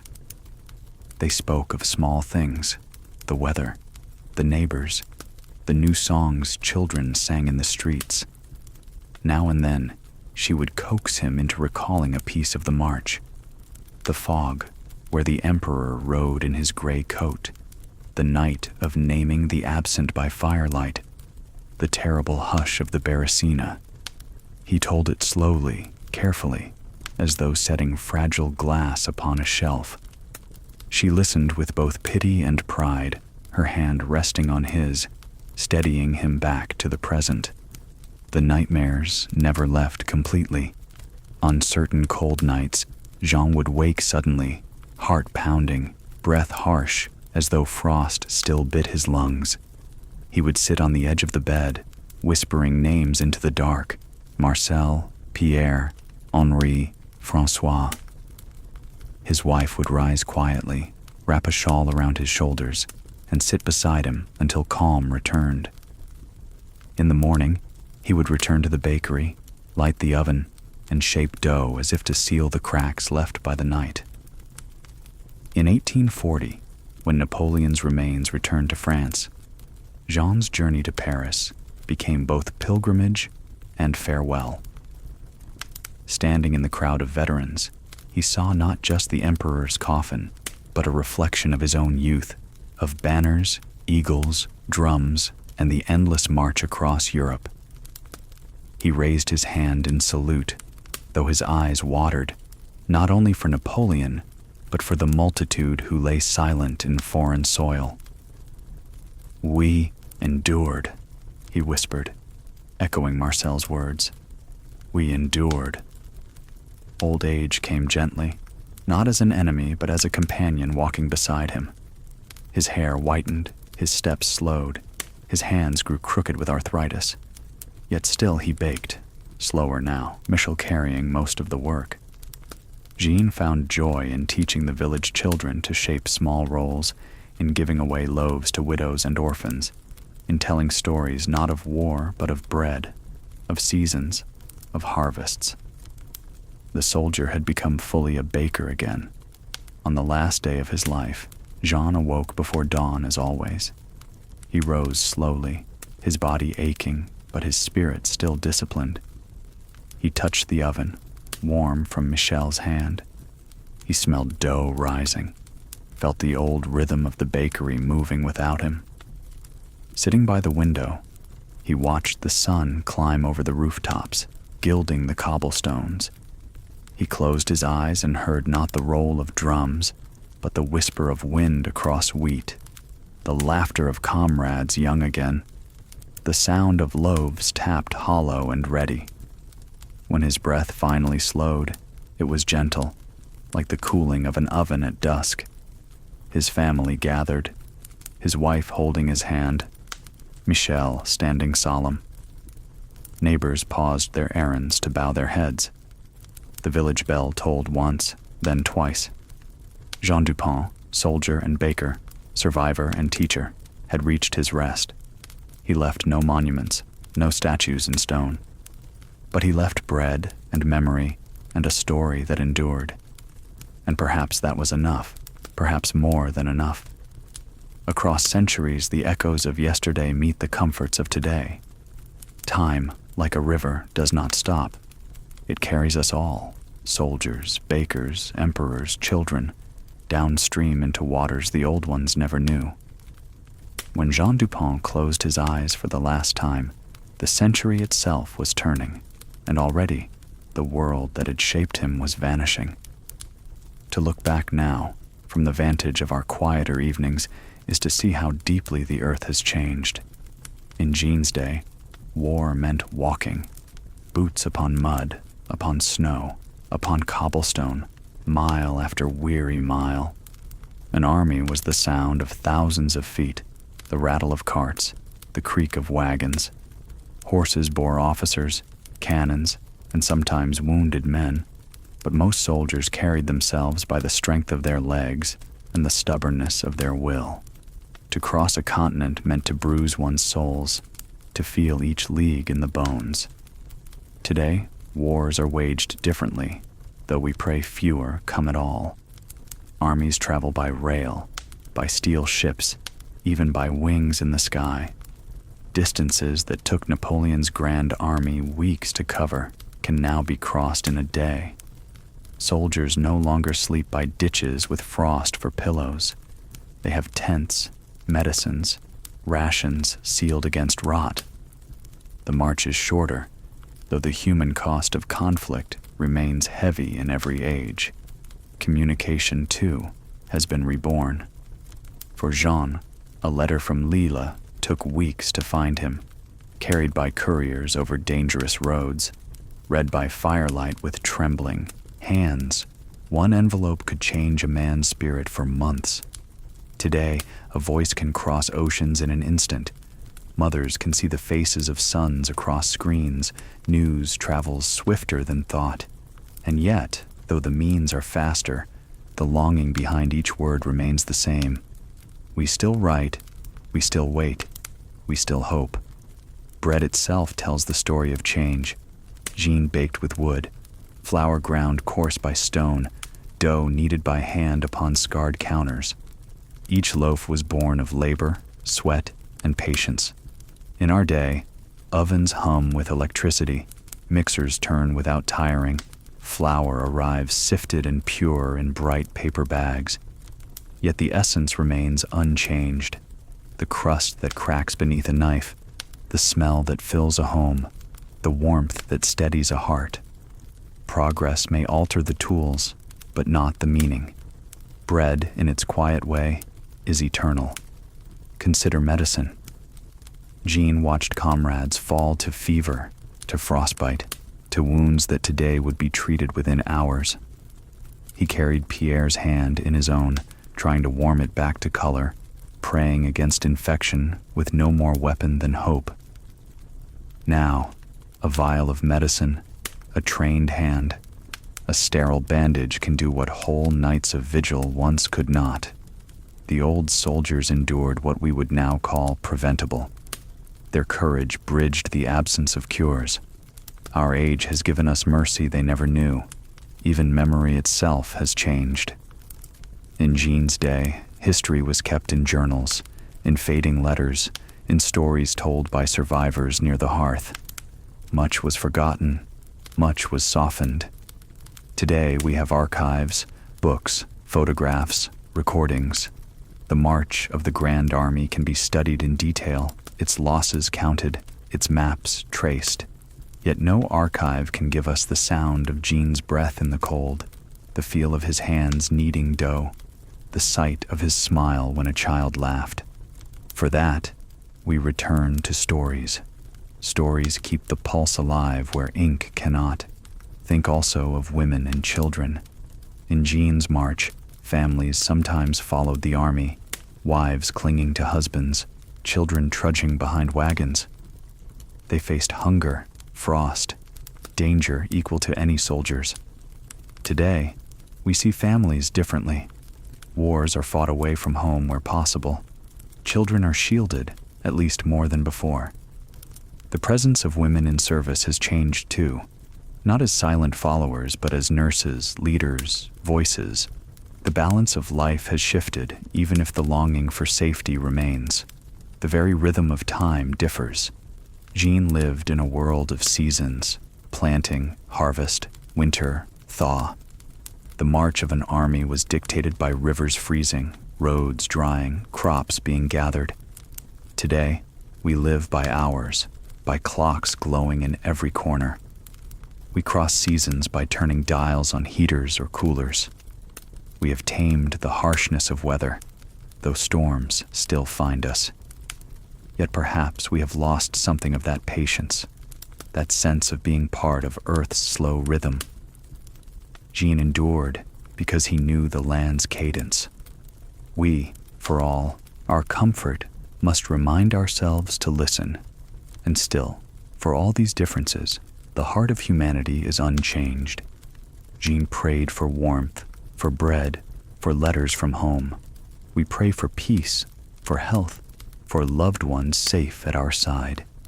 He counted the absent by the fire. We remember names on memorial walls or whispered across anniversaries. He dreamed of spring. We too long for seasons of gentleness after winters of trial. Centuries pass, inventions bloom, nations rise and fall, but the small, tender hopes endure. To compare then and now is not to diminish either. It is to see the long road of our species, the march not of armies, but of humanity itself. Jean's footsteps lie behind us, his story folded into the soil of France, into the smoke of ovens, into the hearts of those who listen. Our footsteps lie ahead, carrying his memory with us. As you sit tonight, perhaps with a lamp glowing softly or the hum of a heater near, think of Jean by his hearth, hands rough but steady, whispering names into the dark. Think of how his march, though brutal, led him to bread, to love, to rest. And think of how our march, gentler perhaps, still requires the same courage, the courage to endure, to hope, to share warmth with one another. Time changes tools, roads, borders, but it does not change what makes us human. Then, as now, survival becomes love, and love becomes legacy. Yesterday's soldiers walked in frost and hunger. Today's world walks in light and ease. Yet across centuries, the same heart beats, seeking warmth, sharing bread, remembering names. In that quiet truth, the past and present clasp hands,